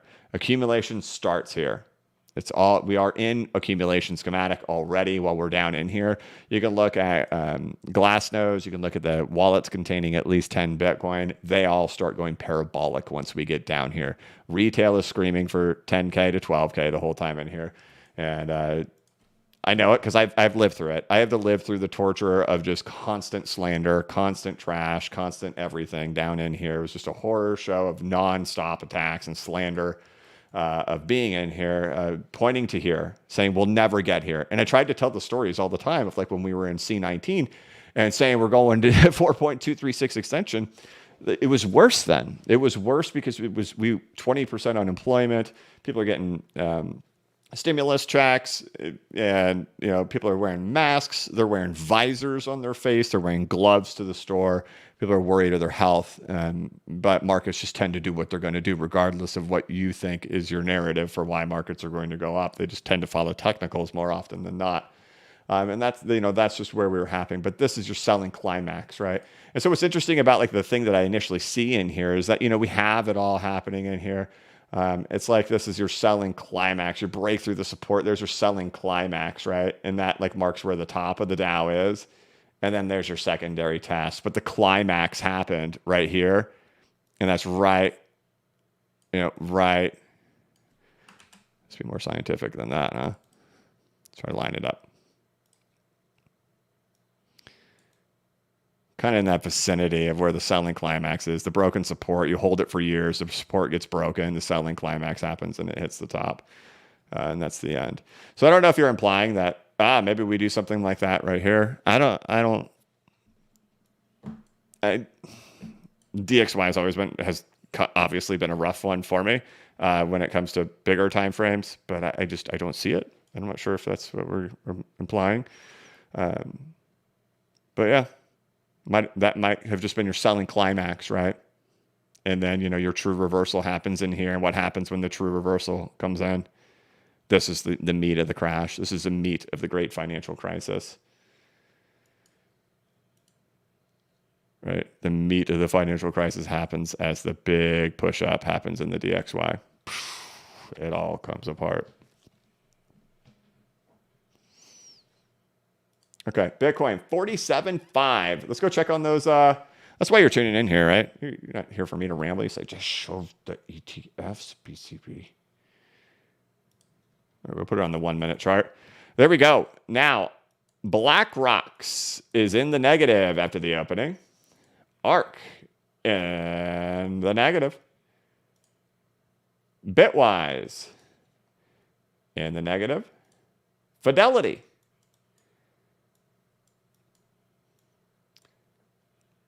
slight up. Very slight. Very, very slight. VanEck, negative. Hashdex, negative. Valkyrie, negative. Galaxy, slight up.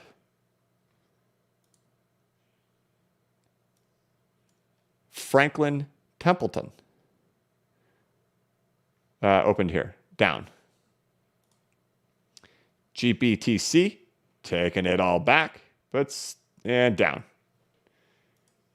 Last one. Wisdom Tree, up. Nope. Yep, barely. Just barely up. So there you go. Now we got a little bit of like data to play with. Let's take a look here. So you can see volumes are dwindling after the opening. All the excitement, YOLO buying, celebrating of Bitcoin having an ETF. People just saying, hey, I'm just going to buy to celebrate. You can see volumes dwindling over here on BlackRock.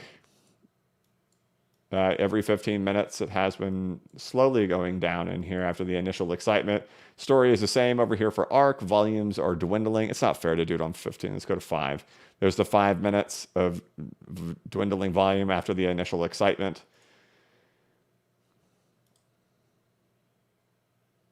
Fidelity, it's just been just a lot of red.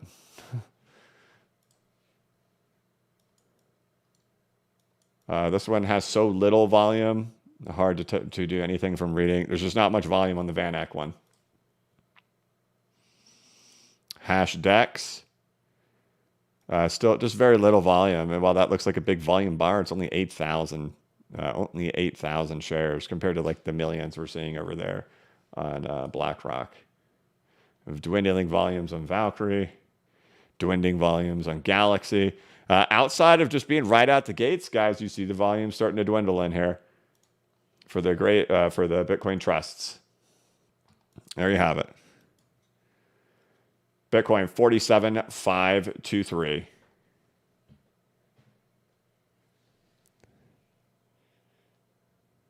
But Jokers, thank you, brother. I tried to show it on the chart. I don't know if I got to you right, brother. But thank you, man. I appreciate the support. Henry McLaren, I've received multiple texts and phone calls about Bitcoin this morning. Have even been price predictions from the people who don't own crypto. That's weird. I've gotten 0. So I'm still at 0. And I'm going to use myself as the gauge. The second, like, my mom is like, hey, I heard about Bitcoin. Okay, look, or like, my father-in-law or somebody like that, texted me. One of those things I did get when FTX collapsed too is he says, hey, I heard about the FTX cryptocurrency collapse. I hope you didn't get hurt by the FTX cryptocurrency or something like that. I'm like, wow. You've heard of this too, right? So it eventually hits mainstream so much that the people that like just really don't pay attention to it, outside of friends, but like people who just really don't, like if my mom is asking me about it, or some other family members that are just totally not in the loop, those things do catch my attention. I haven't had any friends or any family reach out, and I haven't had anybody that would alarm me to be like, oh boy, this is really rubbed in your face. Now, if like my mom came up to me and said, I'm going to buy more crypto, I'd be like, oh crap, but not the case. But yeah, Henry, keep an eye on it. Andy Philpott gifted 5 BCB memberships. Andy, thank you, my brother. Jokers, again, man, the reason I say, okay, we're back to the DXY. The reason I say this specifically for the DXY, had a false range breakout in November of 2005. We just had a false breakout of DXY on its current range we're currently in, which fell back into at the break of range in 07 assets drop. Okay, so I think you're saying, oh boy, we got a lot of crud on here. Okay. So you're talking about this false range breakout, right? And it's possible, right? Like if you just do an Elliott wave count on this thing, right? What do you have? You have 5 waves in here.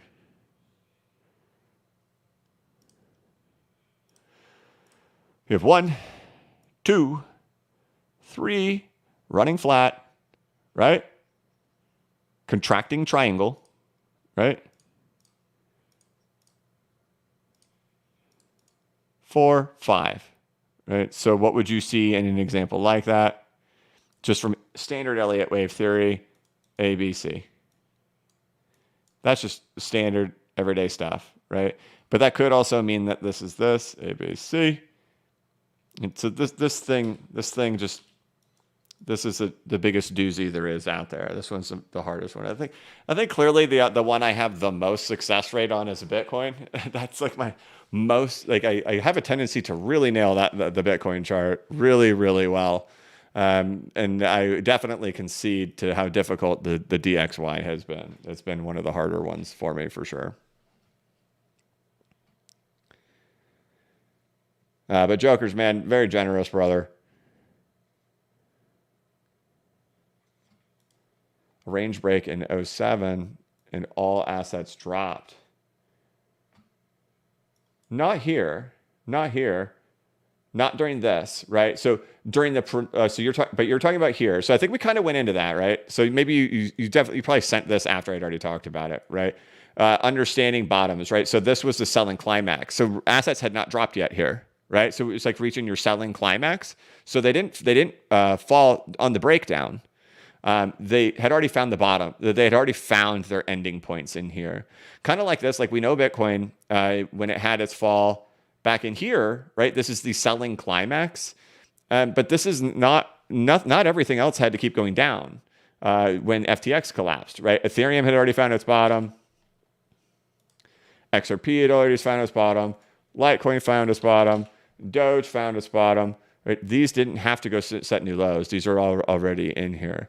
So it's kind of focusing on like with the DXY, when this happened, this is the selling climax of the DXY, which also then marks the actual top of the Dow right in here. So you notice it breaks support right down in here. And in this breakdown,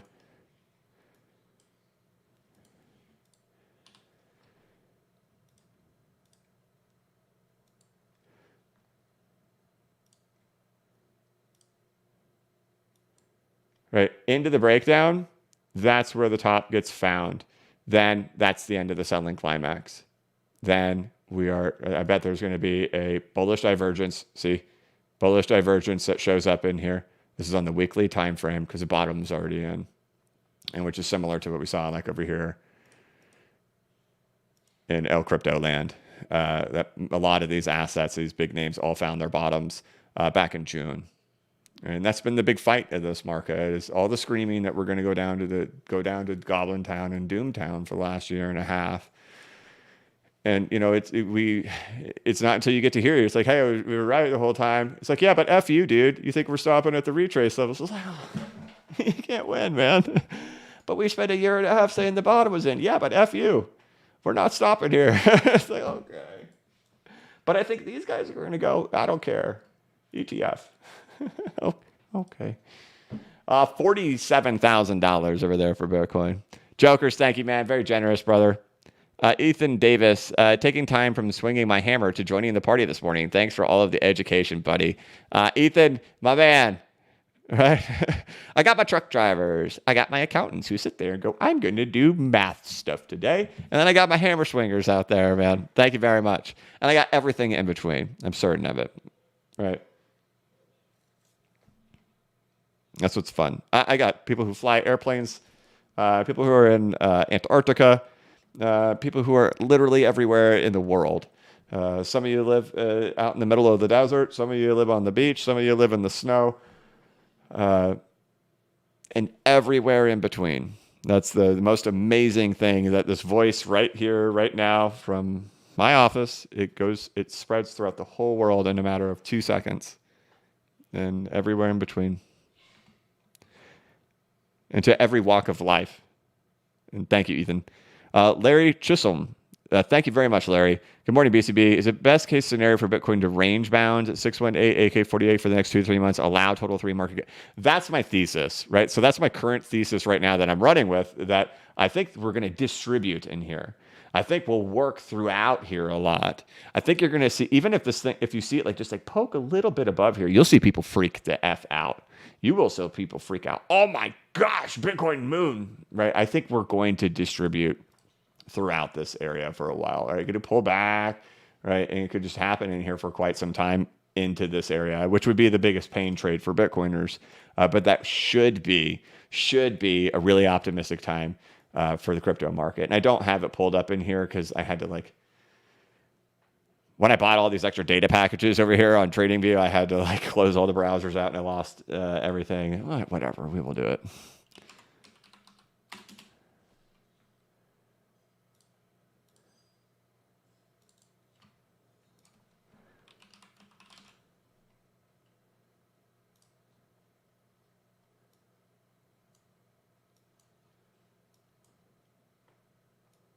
Right, it just goes along with this.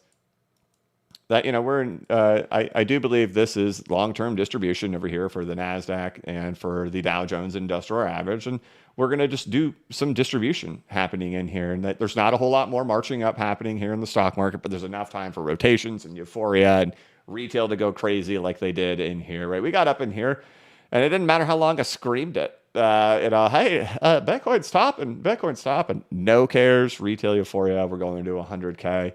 But we just sat there distributing for a while. And I think that's what we're doing over here. And that's the thing I really write about a lot over here in the last newsletter. And if you haven't tuned in a while, because you've just been kind of checked out, you're kind of like being back to crypto and being like, kind of like, what's going on with crypto and stuff.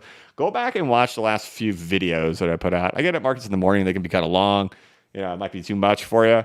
With the videos, I really try to compact them, even though sometimes they're 25 minutes long. I do try to compact it as much as I can and get like the data presented in a clear and concise and effective communication structure on the videos rather than the live streams. I'm totally just a goofball on here, but there I try to be real organized in what I do.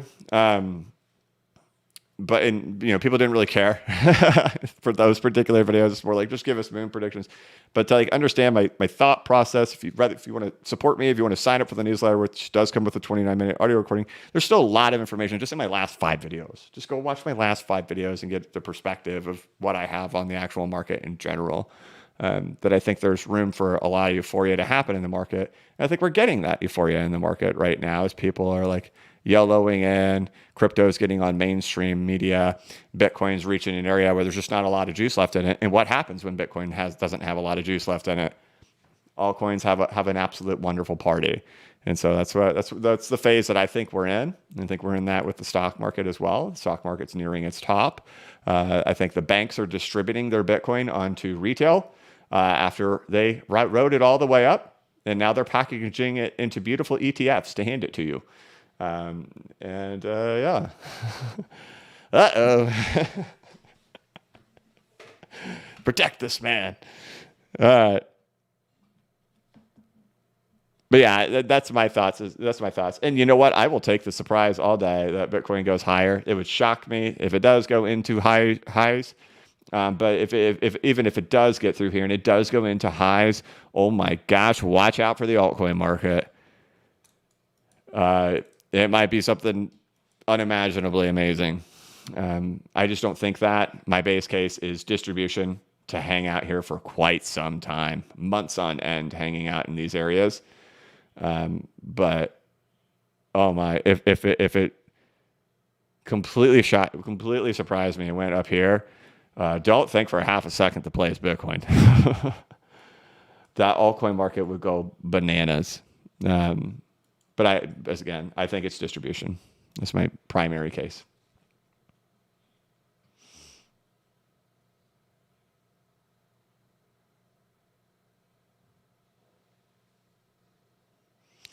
Thank you, Larry. Very generous. Thank you. Alex Smith, do you still think $25 XRP is in the cards? Well, that's why I like, even when I made the video, I'm like, look, this is not my primary case. This is not it. It's 4.236 extension based on the market cap, which puts you like in $8 to $10. That's my primary target. I will have sold 65% of my XRP by the time those prices get hit. if they do, if they even do. 25 would be crazy. It would be, I think that would be a multi-trillion-dollar asset. Very difficult. And I present those challenges of why that number is very difficult in the video that was put out where we go through the Elliott waves. It is $8 to $10 where I will have sold 65%. And if you think Bitcoiners hate me now, unfortunately, if the market acts like it historically acts, unfortunately, the XRP army will hate me at that time too, which will make me sad, but it would. I will become enemy, unfortunately.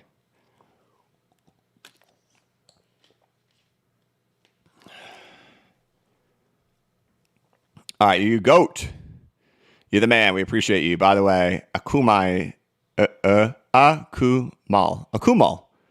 Chris Akumal. Chris in Akumal. Yo, Godo. You're the man. We appreciate you. Thank you very much, bro. I appreciate it. Akumal. Akumal. Chris and Akumal then gifted a BCB membership. Thank you. Santiago Veliz, man. Brother, thank you very much, man. And I've been seeing your stuff over there on Twitter, dude. Thank you, bro. I really appreciate it. And just like every time, you don't leave a message. You just drop the super mega hundo bomb. And thank you very much, Santiago. Eric Martinson gifted a BCB membership. Eric, my man. Thank you, bro.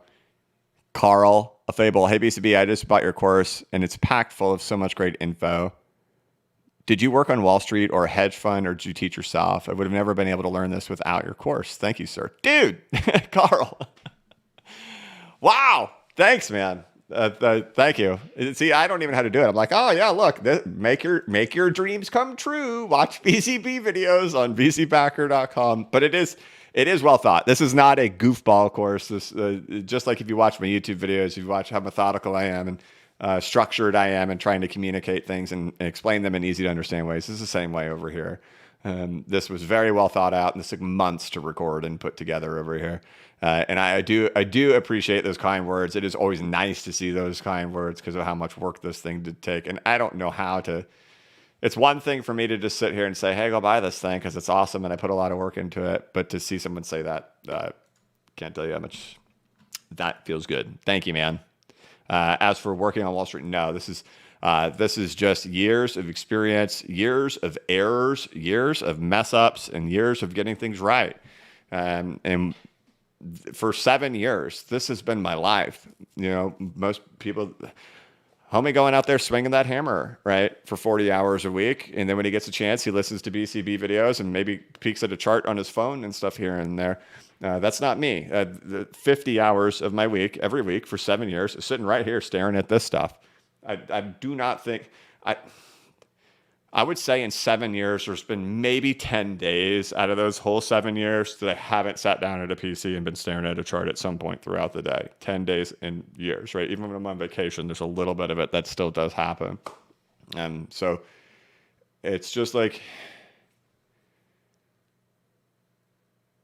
does somebody who like bakes bread, like the best bread baker in the world, is it that they just have an absolute natural ability, or is it that person spends 40 hours a week baking bread and they just really know how to make a killer loaf of bread? And it's just because they do it so much. They've built that experience of going through it, of burning bread, putting too much of something into it or not putting enough of it, but then figuring out the things that consistently turn out okay. And that's just really the way it is. It's a lot of mistakes, and a lot of times we think it's just charts. But sometimes some of the hardest parts in all of this is when retail gets really excited like this, when narratives get really big like this, and people herd together like this, and it's all the same narrative, and you want to be part of the group, and you want to seek safety in the entire group. We just get blindsided by all of this. Like, this stuff doesn't matter anymore. This time is different. Nothing matters because we're going to the moon because of this particular narrative. And that's just not true. We get to technical levels on extreme euphoria where you max out, right? We happen to max out here on like the narrative wise. I don't see how narrative gets bigger. Yeah, Bitcoiners are going to do everything in their power to now change the narrative to talking about block reward halving. Promise. It's 100% going to be their story now. block reward halving, block reward halving, block reward halving's in 100 days, block reward halving's in 100 days, but it's not going to matter. And that's just what they're going to have you focus on right now. But this was your Super Bowl day. This was the end of football season. So that's just from a lot of experience in there and living through it, right? Going through the depressing moments. You know, when you're doing charts and stuff, you have to like recognize your own feelings. You know, how do I feel? Do I feel like trash right now? Yeah, I feel like trash. Should I buy? No, man, that would feel like trash. Yeah, but the last time I didn't buy when I felt like trash, the prices went up. Yeah, but it'll go lower, man. Don't worry. Just sell it. Make yourself feel better. It'll go lower. And then you could buy it even cheaper. I don't know. That doesn't really work. You know, and it's just going through all that and going through all those things. And you make those mistakes and you think that, hey, look, I feel like trash, so I'm going to sell because it'll alleviate my pain. And then I'm going to seek biased content that satisfies my feelings that I've done the right thing, that I've sold and I'm going to be able to buy lower. And then the prices get away, and then the prices go to the upside, and you're like, oh crap, I don't want to buy because prices are up now. But then all this content's rubbed in your face saying the prices are never going to come back. So then you buy high, and then you start seeking out content that tells you prices are going to go higher. And you know, that's where the market is right now. They spent a year and a half down here seeking content to say that it was going to go lower because they sold lower. And then when they buy back in, they just get washing machined a little bit, you know, and then even to right here, we're going to 23, 20, 12, 16K, whatever it is. And then, you know, now they seek only bullish content because why? Everybody's long. You couldn't afford to be long. I mean, you couldn't afford to be short, right? Like, how could you risk not being long into the ETF release, right? But now the ETF release has passed. The price has not gone up, and now the price is pulled back.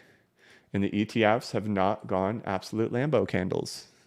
So now what for Bitcoin? Now, how does the narrative change? Euphoria has arrived. Credibility has been added to the cryptocurrency market. Now do we distribute Bitcoin? And we say LFG, ALT, COINS. That spelled altcoins, just so you know. All right, we're moving on. This is. I'm at an hour and 56 minutes. Yeah, we're gonna. This is getting somewhere. Okay. Ali K. Hey, from the UN in Geneva. What do you think about Atom? So it's not that I know a lot about Atom, but I know Atom is like in the top 5 for development activity. Looks to be like it's in Wyckoff accumulation like the rest of the market. If anything, it seems like it's one of the ones that's trailing behind, and like it's got the potential for catch up. I own Atom, which is Cosmos. Thank you, Ali. Peter, hey BCB, do you own any Caspa? No, I do not. That's like one of your coins that like rallied through the whole bear, and it's already up 30,000%. I have zero interest in buying things that are up already 30,000%. Missed the opportunity, long gone. I'd rather find the one that's going to do 30,000% than buy the one after it's done 30,000%. But thank you, Peter. Scorpion Ghost, is $10 still reasonable? It's in that ballpark. We've gone through it a million times in here. If it did a 4.236 extension for its market cap, I think it's in the 9s now. As to how it drifts. If the price gets moving, we'll start doing it, or I'll put it over there in a video. But we've gone through that a lot using the market cap. Enough inflation has happened over the course of 6 years, which is a low inflation rate, 7%. Very reasonable, very normal. But it's more like 9 or something. Somebody knows the number in here of what we did last time. I can't remember what it is. Somewhere in the 9s. If we got up there near there, you bet we'd be locking it in much closer. But we're just nowhere near there right now. Majub Crypto. Sorry about that. Majub Crypto, thank you very much. Super chat, no message. Cash me outside from TXMC when God candle. I'm asking TXMC that when God candle.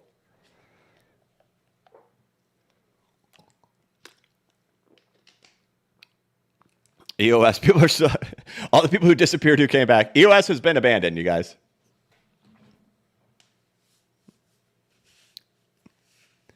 It's going to be hard to know with EOS. We've gone through development activity on it. We've shown it. We've shown the Twitter activity. The thing got abandoned 1.5 years ago, 2 years ago, guys.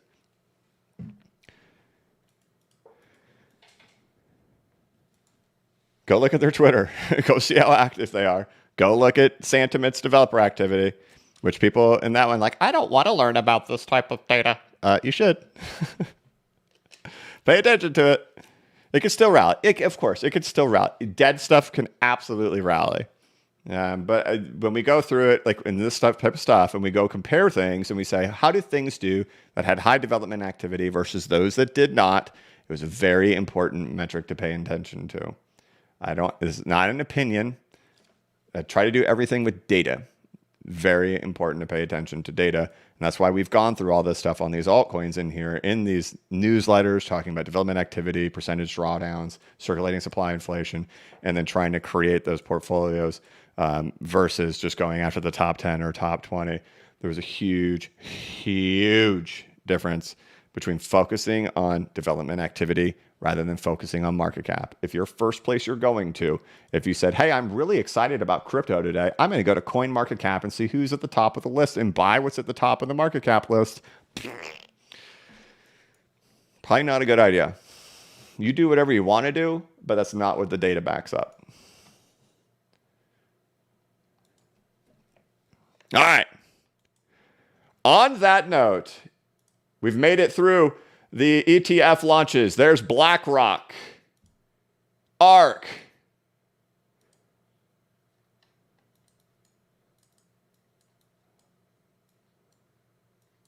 Fidelity, and Grayscale.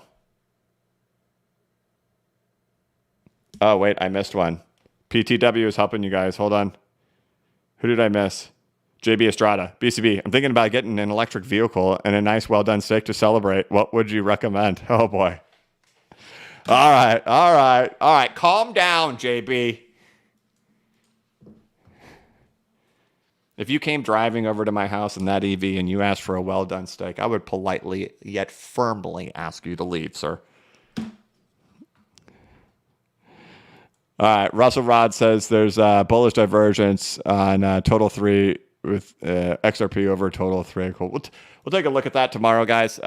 Today's the big day of this. I'm going to go ahead and wrap this thing up in here. There you go. You got it.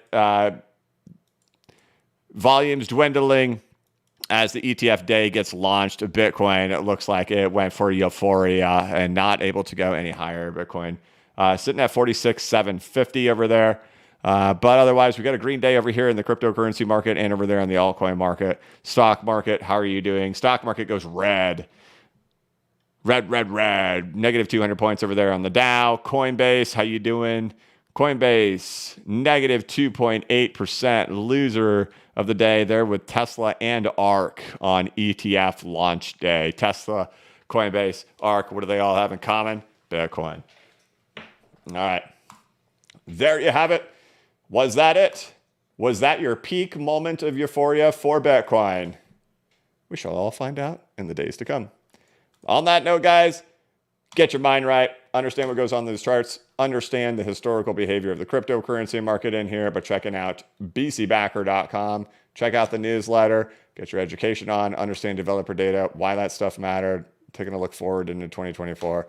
Otherwise, thank you all for tuning in on this very symbolic day of credibility happening over here in the crypto market. As cryptocurrency industry gets credibility.